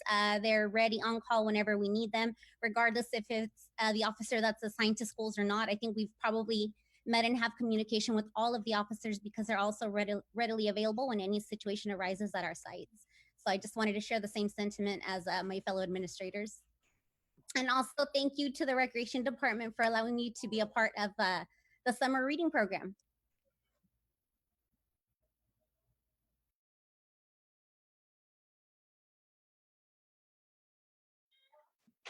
Hi, this is Veronica Aguirre. Okay, I think it's great that all the school administrators have come out and shared their, their sentiments and everything. It's always great to hear other people come and be a part of these types of meetings, and especially express their concerns for, children and public safety. But there's still one more impending problem that continues, and that's public health that continues to be ignored. We continue to get reports in regards to the horrific smells that come from the Avenal landfill. I received a number of reports the other day of it smelling so bad that people were nauseous. I would be happy to share these reports that people get online and submit these reports constantly. And they were addressed by the Air District, and they are saying that from what they understood, we are getting trucks from Baker Commodities that are coming in with dead, rotted chickens, and they're parking on the side of Skyline. And that was the reason for the terrible smells that were coming through town yesterday morning. So I don't know if this is acceptable. Do we allow this kind of stuff? Are big trucks with disgusting, nasty, rotten truckloads of chickens, are allowed to park on the side of Skyline Boulevard for hours while they go and apparently are walking down and getting tacos? I really don't know how true that is, but that's what is being said. So I really hope that as council members, Public Works or anybody could continue to maybe do some of their sort of investigation and find out what exactly is going on, because it's not getting any better. And I think that not only should we address issues like public safety, but you also should consider public health. And it is a nuisance to the community who can't even enjoy walking outside, going for a walk, exercise or anything like that. So anyways, thank you.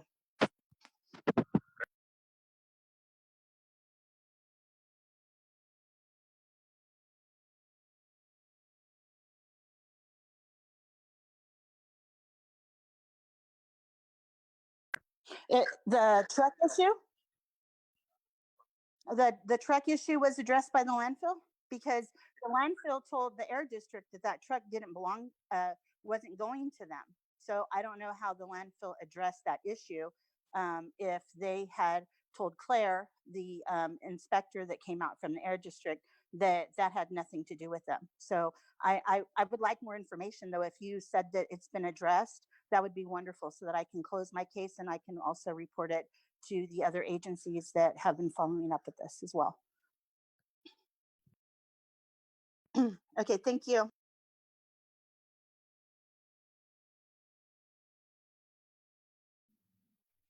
Yes, my name is Artemisa Leon, and I am part of the community. I'm also a parent and also a school employee, but I'm going to speak as a parent and as a community member about the Avenal Police Department. I've been here most of my life, and yes, we've had different agencies in our community. Sorry, Avenal Police Department. I have seen a change, and now that everything is running smooth, everything is great. Everybody knows everybody. I I I would want for it to stay the same.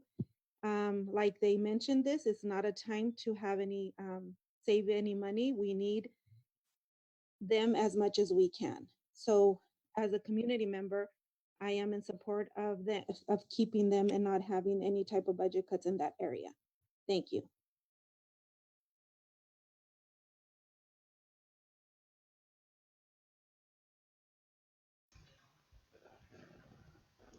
I'd like to make a comment. Go ahead, you're coming loud and clear. I'm sorry, can Um, you state your name? my name is Diana Enriquez, and I am also from the community. I used to coach cheer. This last year was my last year, but I coached for 12 years. And as a coach and a community member, it was important for me to communicate when I had girls and cheerleaders out practicing early mornings. We practice early mornings and we practice late in the evenings. And it was important for me to have communication with Avenal PD, and they would drive by, make sure that the girls were safe. There was numerous times when we had cars just driving by and by, and we would give them a quick call and they'd come by and help us. So it's very important that they stay with us, because we do have a good communication with them, with the schools, with coaches, with sports programs. And eliminating them, it's going to be more difficult for people in the community to continue giving back without their support and knowing that we have safety within the people around us. So I think it's important that we keep them with us.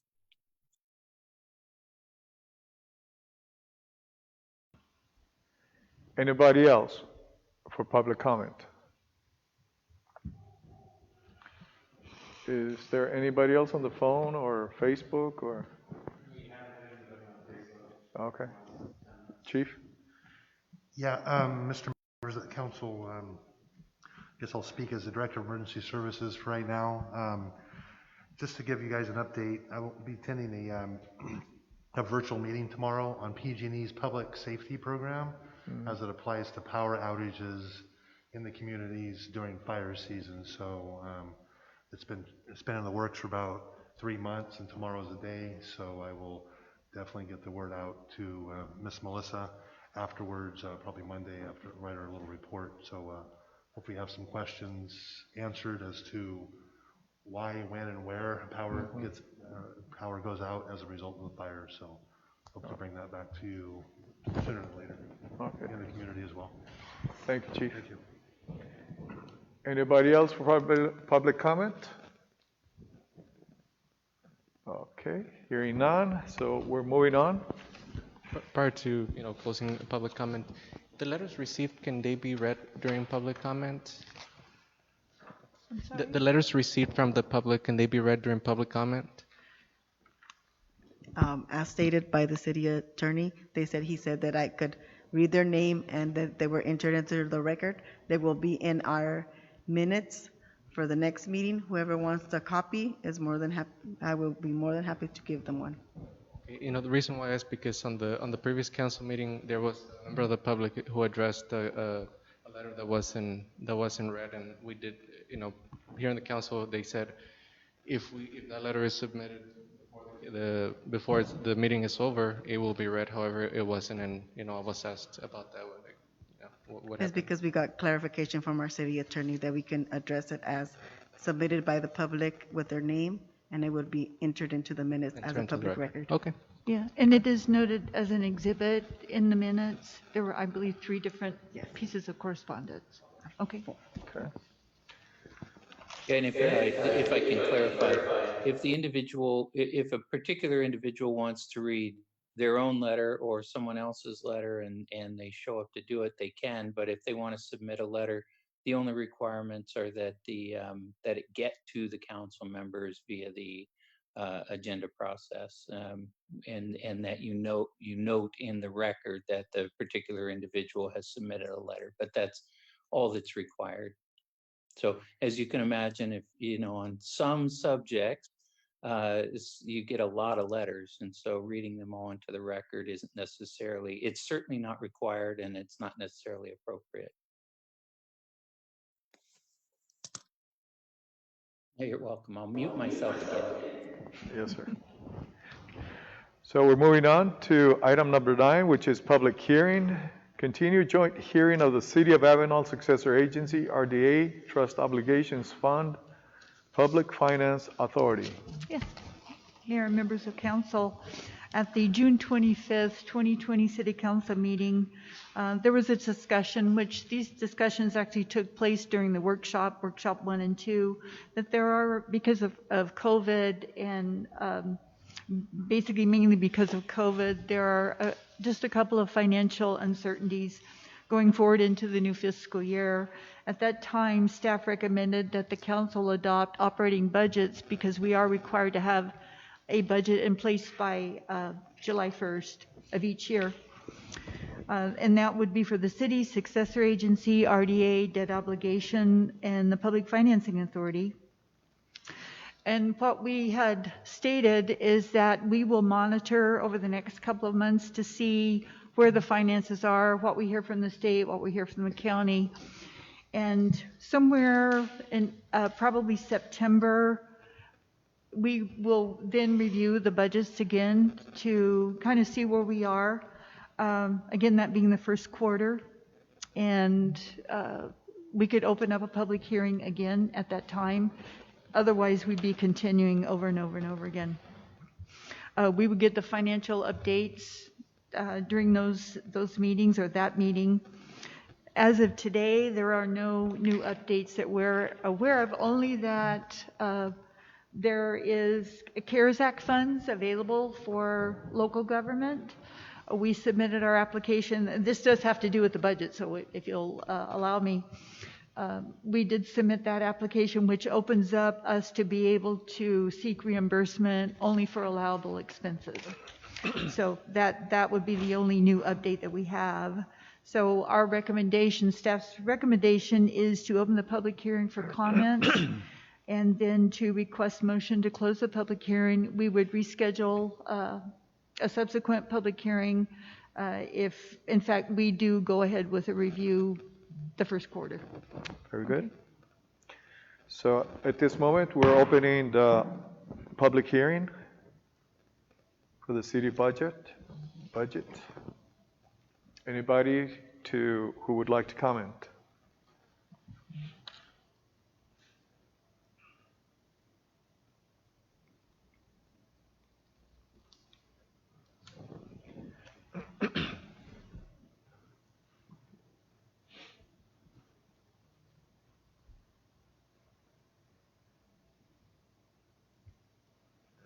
Humberto, anybody trying to chime in on this? Okay, very good. So request a motion to close public hearing. Right, if we could. And we would re-advertise, we would actually send out another notice for public hearing. Okay. In the future. So we request a motion to close hearing and bring it back. Yes, at the appropriate time. At the appropriate time, excuse me. Is there a motion on this? I will go ahead and make the motion. Okay, we have a first. Is there a second? Okay, we have first and second. Roll call, Councilman please. Hernandez. Councilman Ramirez. Aye. Councilman Preciado, Yes. Mayor Ovalle. Aye. 4-1 absent. Very Thank you. good. So we're moving on to item number 10, old business. Consider second reading and adoption of ordinance 2020-4. Ordinance proposed changes to Avenal zoning ordinance. Yes, thank you, Honorable Mayor, members of the council. This is Hernandez, I'm speaking, Community Development Director for the City of Avenal. And as you may recall, on June 25th, the last council meeting, the City Council voted to introduce this ordinance and waive the first reading, which would amend our current zoning ordinance to add language to make it easier to enforce our RV and trailer parking rules in residential areas. And it would also add language regarding the hours and the distances that cars can be moved in order to be in compliance with the zoning ordinance. At this time, staff recommends that the council make the following findings in the staff report and waive the second reading and adopt the attached ordinance. Okay, thank you. Is there any questions on this? Okay. So as recommended, we need to waive the second reading and adopt the ordinance. We need a motion to. So I'll go ahead and make the motion to waive the second reading and approve this ordinance. Okay, there's first. Is there a second? Okay, we have first and second. Councilman Hernandez. Councilman Ramirez. Aye. Councilman Preciado. Mayor Ovalle. Aye. 4-1 absent. Very good. Thank you. Thank you. Okay. So we move on. Okay, 10B, consider extending local emergency declared on March 24th, 2020. Yes, Mayor, members of council, at the June 25th meeting, I thought that the 21 days and then extension of another 21 days would take us into August. I miscalculated, so I'm asking that the council consider extending for 21 days, an additional 21 days, the local emergency, and that the local emergency still exists. And this is required at each meeting. So I ask that council consider extending. Okay. Is there questions on this? And so would it be for 42 days or is it It's for a total of 42 days. Yeah, I fell a little short from the last meeting. Is there a motion? So I'll go ahead and make the motion to reaffirm the local emergency. Okay, very good. Is there a second? I'll second the motion. Okay. Okay. Okay. Councilman Hernandez. Councilman Ramirez. Aye. Councilman Preciado. Aye. Mayor Ovalle. Aye. 4-1 absent. Okay. Thank you. It's been extended. Okay. So we move on to item number 11, new business. A, consider SB1 project list for road maintenance and rehabilitation accounting funding, the Road Repair and Accountability Act of 2017. Good evening again, Mayor and council members. Again, we started this in 2017 with the SB1 funding because we have to make up the project list and then get it approved by city council by resolution. It's the time of year that we have to report this again, and thanks to Don for putting this together. We met the deadline for submitting our project list, and this is the last part of it to make it official. So purpose of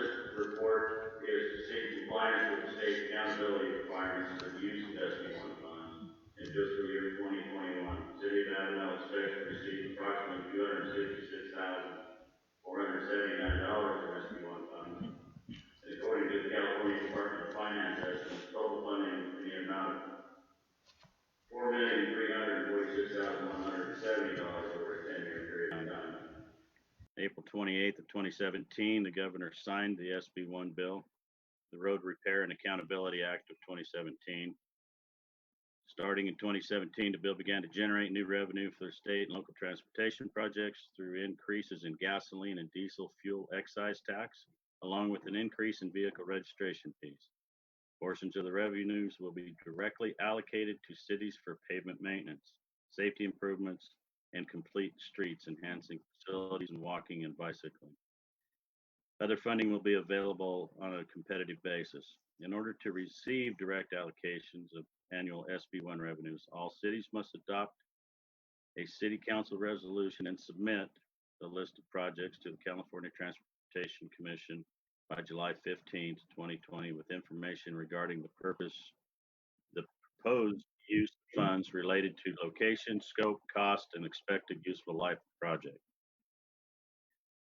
Our SB1 project list was developed by Rob Williams and myself with the assistance of Brian Skaggs, our city engineer. The proposed list is as follows. 7th Avenue Road project, which would be from Skyline to San Joaquin at an estimate of $365,000. Monterey Street project from 7th to San Joaquin at an estimate cost of $525,000. Mariposa Street Road project from 7th to San Joaquin at $525,000, and the Avenal Cutoff Road project for $4,060,000. Since California Transportation Commission is requiring annual reporting before fiscal year 2021 city budget review, if the project list is approved by the City Council, fiscal year 2021 budget will include revenues and expenditures for use of SB1 funds received. The proposed action is not a project under the California Environmental Quality Act, as it is an administrative activity that will not result in direct or indirect physical changes in the environment with the CEQA guidelines section 15378. Our recommendations is to review staff report. The public hearing was a misprint on that. And by motion, approve the fiscal year 2021 city streets budget, Fund 30, to include SB1 revenues, estimate of $266,479, and street expenditures of SB1 in an amount not to exceed estimated funding by the state. Funds shall be used for SB1 projects as noted and included in attachment A. And 3, by resolution, approve the SB1 project list and forward to the California Transportation Commission no later than July 15, 2020. Our fiscal impact is the adoption of the SB1 project list is necessary to receive road maintenance and rehabilitation account funding. Are there any questions?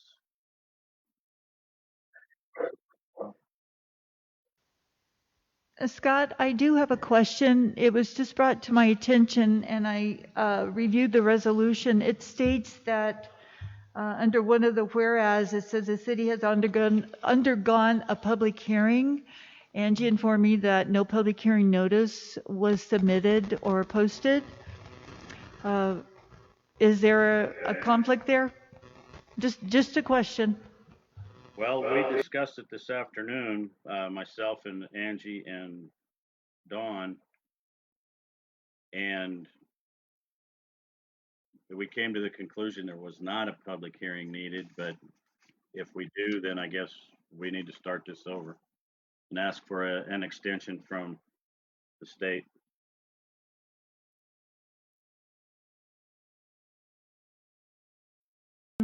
Is incorrect. We should be okay, but I think just to be safe, I would ask the council table this or at least not take any action. We want to make certain that we have all of our requirements in place, and I apologize, I didn't know until just a few minutes ago. I would rather us go the safe route and make sure we've done it right, and we can ask for forgiveness from the state. Okay, so that would be my recommendation. Okay, because the deadline is July 15th. And that is where Scott has stated to request an extension from the state. Okay, all right. Are we okay with that, Scott? Yes. Okay, thank you. So, with that said. So the motion would be to table this item? Yes. Yes. Okay, so I'll go ahead and make the motion to table this item for the upcoming meeting. Okay, is there a second? I will second that motion, but I also have a question for legal counsel. Does he have a comment on that? I am. I had trouble unmuting myself. So are you asking if I've reviewed this particular issue yet? Yes, do you have a comment? Was this a conflict without a public hearing? No. So I think that what is suggested here by the city manager is that that this matter come back for a vote to the city council, but that staff is going to request an extension so that no approval is necessary tonight. Is that right, Melissa? That any action be tabled tonight. I want to make certain that we have met all requirements prior to submitting the statement, because there's a little bit of a conflict in the resolution. And again, I was just told that there was no public hearing that was noticed, and I want to make sure that we do it correctly. Yeah, so I would say I think under the circumstances that's appropriate. Yeah. Sure. Yeah, and it's line number 6 as to whereas the city has undergone a public hearing process. Understood. Totally Yeah. overlooked that this afternoon when we discussed this. So I apologize. No, and so make sure to engage us on that, Melissa, if you need us tomorrow, okay? After you I look think we'll be good. Sure. Thank you, Scott. Okay, so there was a first and second. Councilman Hernandez? Councilman Ramirez? Aye. Councilman Preciado? Aye. Mayor Ovalle? Aye. So item has been tabled. Thank you. All right, so we move on to item 11B. Oh, goodness. Mayor and members of council, I'm bringing to you our water shutoff policy. We've already undergone the ordinance change in order to bring this into fruition. With this ordinance and the shutoff policy, if there was one benefit of COVID-19, it was the fact that the governor's executive order required that no shutoffs are done until the declaration of emergency has lapsed. So what I presented to you is the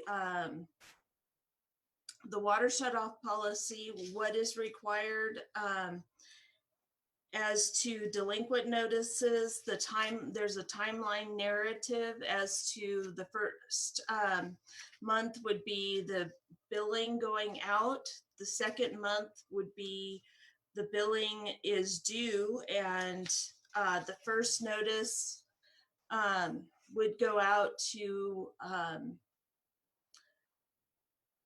and a 10% penalty would be assessed. In month 3, the second utility bill would go out and a courtesy call would be made to the customers. Also a late notice, the late notice number 2 for disconnection would be sent out along with an additional 10% penalty. The 4th month, when utility bill number 3 goes out, 10 days prior to that, a notice would be hung on the door that there would be an additional 10% penalty and that in 10 days their water would be shut off. Also attached with this information is several hardship forms, whether it be for being below 200% of the poverty level or a medical waiver or a declaration of that you are on some sort of aid, whether it be Medi-Cal, SSI, CalWorks, CalFresh, General Assistance, WIC. All of those are a factor, and also an agreement for a payment arrangement. And all of this information goes on to explain how this would be instituted. There is also copies attached in the required 6 languages, 5 or 6 languages. So what we are requesting is by resolution, a adoption of the written water interruption policy, and so that we can go forward with this when the declaration of emergency ends.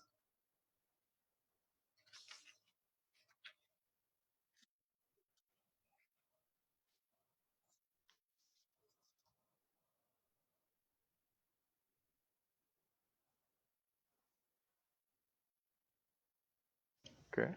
If not, we need a motion to adopt the new water services continuation policy to be in compliance with SB 998 and Government Code 116900.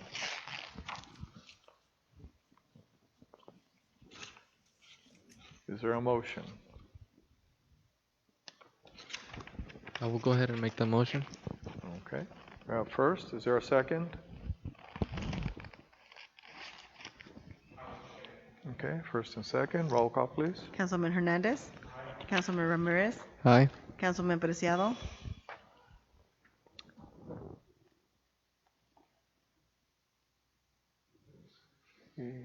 He's there. Councilman Preciado.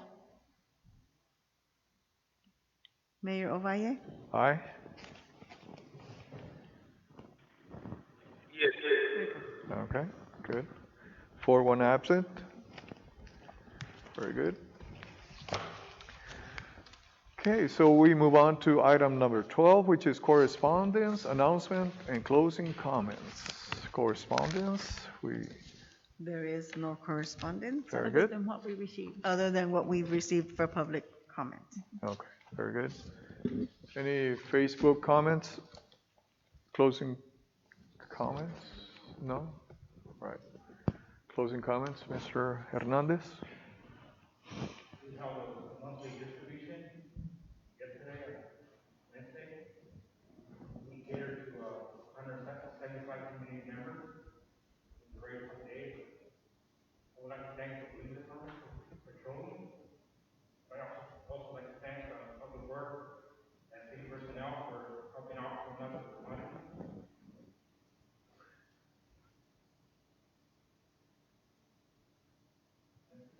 All right, thank you, senor.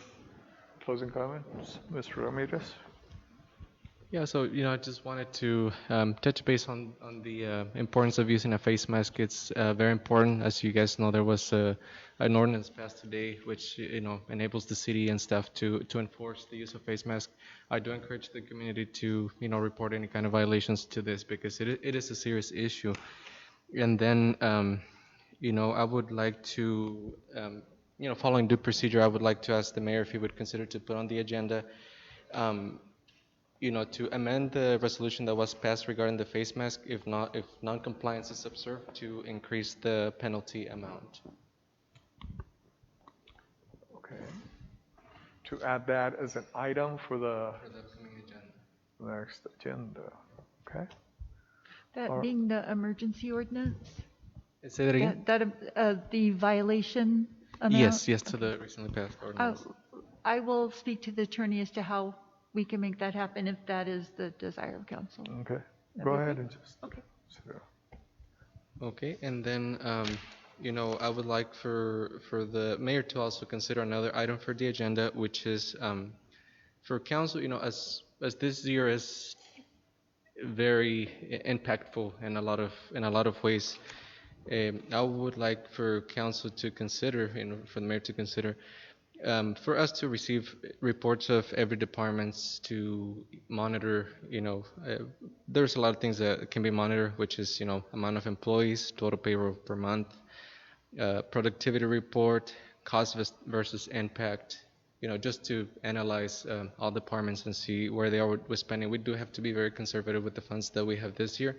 So I think that would be important just for council to evaluate and consider and see if there's any changes that need to be made. You know what, I think I understand what you're asking for, but let me ask the ones that are in the finances, what will it take to undertake such an item? Okay, so Can this be considered for the next agenda? as a discussion item? Just as a discussion item, just to bring a report with a few of the things mentioned, and just so we can see our spending, cost versus impact, particularly. Well, it seems like it's a very it's a broad it's a broad, brush. but I think Okay. it is. It So is. that's why I'm like, you know what? I mean, the So what you're asking for is basically an activity report? Is that? Amount of employees, total payroll per month, productivity, cost versus impact, among other things. Just to evaluate all of our departments. I know, when we spoke about a particular department that has been the topic for discussion, we're looking at the biggest one, but we need to overlook to see everything.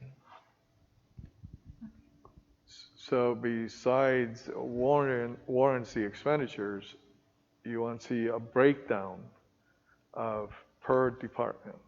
Yeah, I think it would be helpful to see, on a monthly basis how much each department is using, and we do have an operating budget in place, which this will go hand in hand for council to review as well. Okay, Chief. If you don't mind, I have a question for clarification. Maybe would you like to see that in each department's breakdown in their own monthly report that they provide? Like I provide a monthly report for June or July. Would you like to see a little? That be on there, or? It could be done there, or I know that, like you said, it's a broad, it's a lengthy thing, to revise basically each department in the city. So it can be a separate report or included in the monthly one, just for purpose of council to review the departments and see whether funds are being spent properly. Well, with that in mind, why don't we, since we'll just keep direction to city manager, in that for her to get with supervisors of each department and just relay what he's asking for, as far as a breakdown of, I guess, expenses. Yeah, or it doesn't necessarily have to be an item on the agenda. It's just for council review. That's fine. I'm just saying, that's why I'm referring to the city manager, just to get a report from from each department. To say, you know what, this is what was spent, and this is big ticket items. Let's just say, yeah, this is what the money was spent on. Right. So yeah. So that's okay. So that's more or less, because I'm seeing it very broad, and I'm just like, okay. Yeah. And it doesn't have to be provided in the next council meeting. It just, preferably, because I know that the finances are going to be taking a downfall. So just want to make sure we're spending okay on all departments. But of course, amount of employees, cost versus impact, total payroll for a month, things like that. They really matter. Expenditures. Okay. So that's something that they would work. Just bring forth and let you see. Hopefully that will be okay. Okay. What you're asking for. Okay. Will do. Got it. Mr. Preciado, closing comments. Yes, I would like to give special thanks to everybody who's got involved pushing out to the business regarding the new mandate requiring masks and taking that hand sanitizer and working together with council regarding protecting our community. I also want to give special thanks to all the community members who have been stepping forward and participating and giving the support to the police department. I will encourage everybody else who is listening or is coming to come to our council meeting and voice concerns, their support, and appreciation to every department that we have in the city.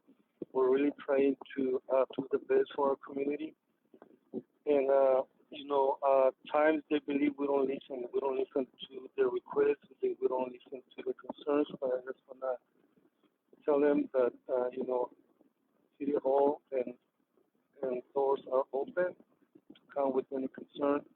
I also would like to ask Mayor and Council to consider uh, adding an item on the agenda for the next one.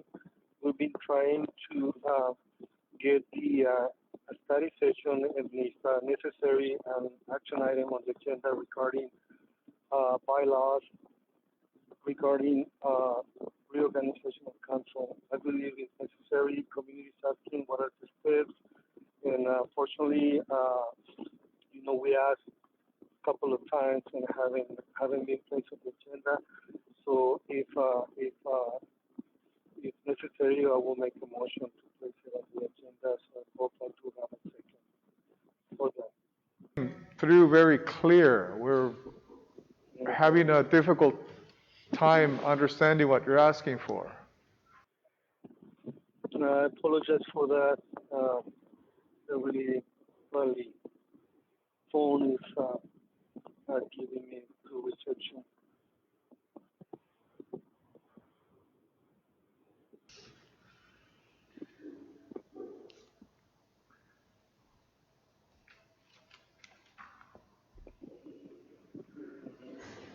Can you hear me now better?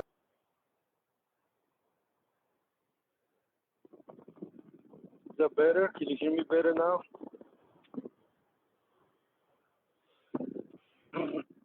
Well, I just want to give special thanks to city staff, Fernando, Luke Chavez, and Anthony Lopez for doing their best, reaching out to the business regarding mandates from the state and the last city emergency ordinance. I hope that the business and the community understand how critical it is to wear a mask and use safe distance and sanitize themselves.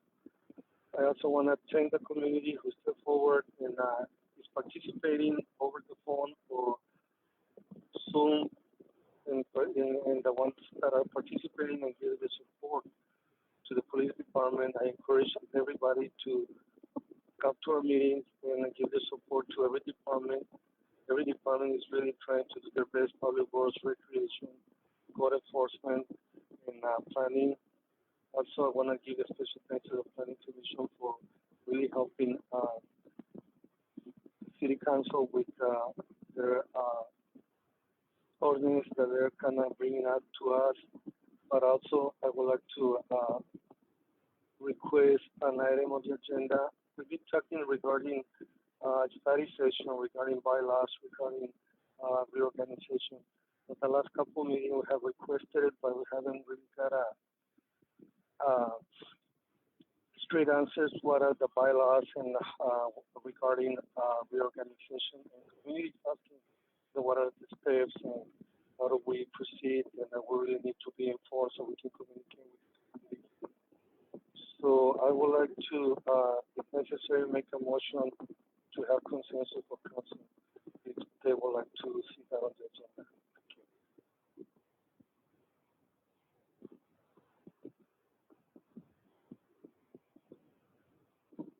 Study session for the bylaws of the city council. Is that correct? To reorganization of the city council. For reorganization, is that, I'm sorry, Alvaro, but you're breaking up, so Yes, we're having a hard. Yes, for reorganization of city council, bylaws, procedure. At this time, when we are taking legal attorney, he didn't have all the information requested, and we still haven't got anything.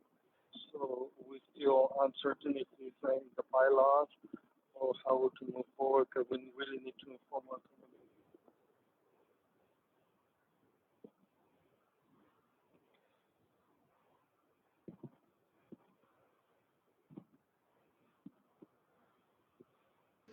And what was the okay? And what was the motion for again?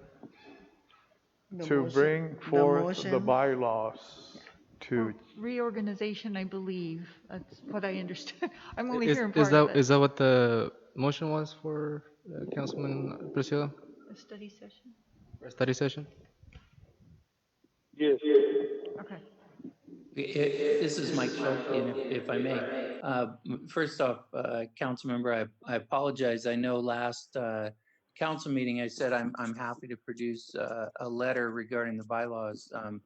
The I've done a little bit of research, and there isn't much to the city's bylaws, so I'm still trying to get information. I talked with Melissa maybe Tuesday or Wednesday of this week about getting documentation, and I just wasn't able to put anything together for tonight. But I will say, with regard to this, if there's a discussion or the council wants to have a discussion, or even a study session, that it first off, it doesn't require a motion. You just put it on the agenda if there's a desire to put it on the agenda. But then secondarily, if this is about reorganizing, I'm not sure I understand that correctly, but the way the council is organized, we could address that in a study session, but we could explain kind of how elections work and how the Brown Act works and how all that works. Is if you're talking about having a study session about reorganizing the council, we would certainly be able to address it during that study session, but it's complicated, and certainly we participate in that. So I guess what I'm saying is this: if you want to have a study session, fine. You don't even need a motion to do a study session. But reorganizing the city council takes more than just a motion and a council vote. The council itself can't really reorganize itself. That's not the way it works. So. But we can certainly participate in that meeting.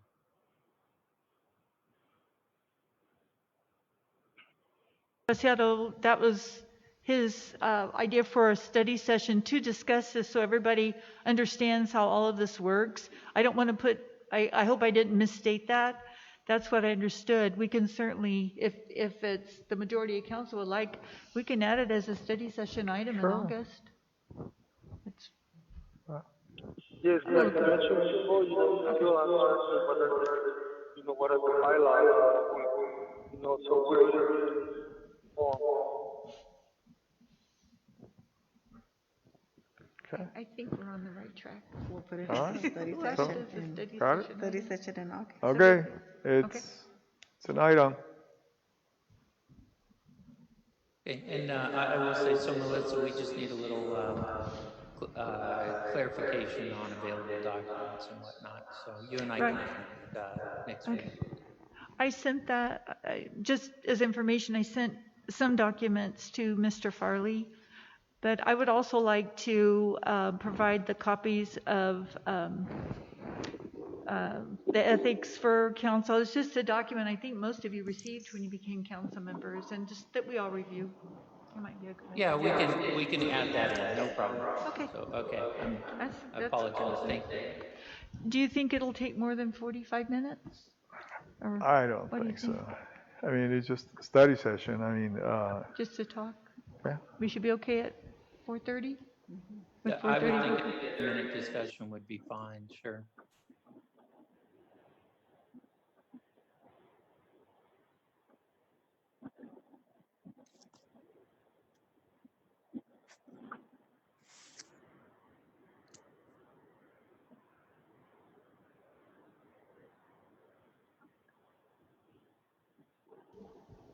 City manager, closing comments.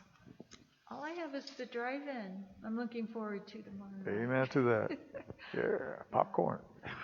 Things are going as normal and smoothly. Awesome. City clerk, closing comments. Nothing to. Since you're here, chief, closing comments. Awesome. Well, all I can say is, you know what, and it's been said before, this COVID-19 is very real. I've had relatives already who have lost loved ones to that. So my choice is to wear a mask. That way I'll protect myself, protect others, as well as my loved ones. So just stay safe. Meeting adjourned. Thank you.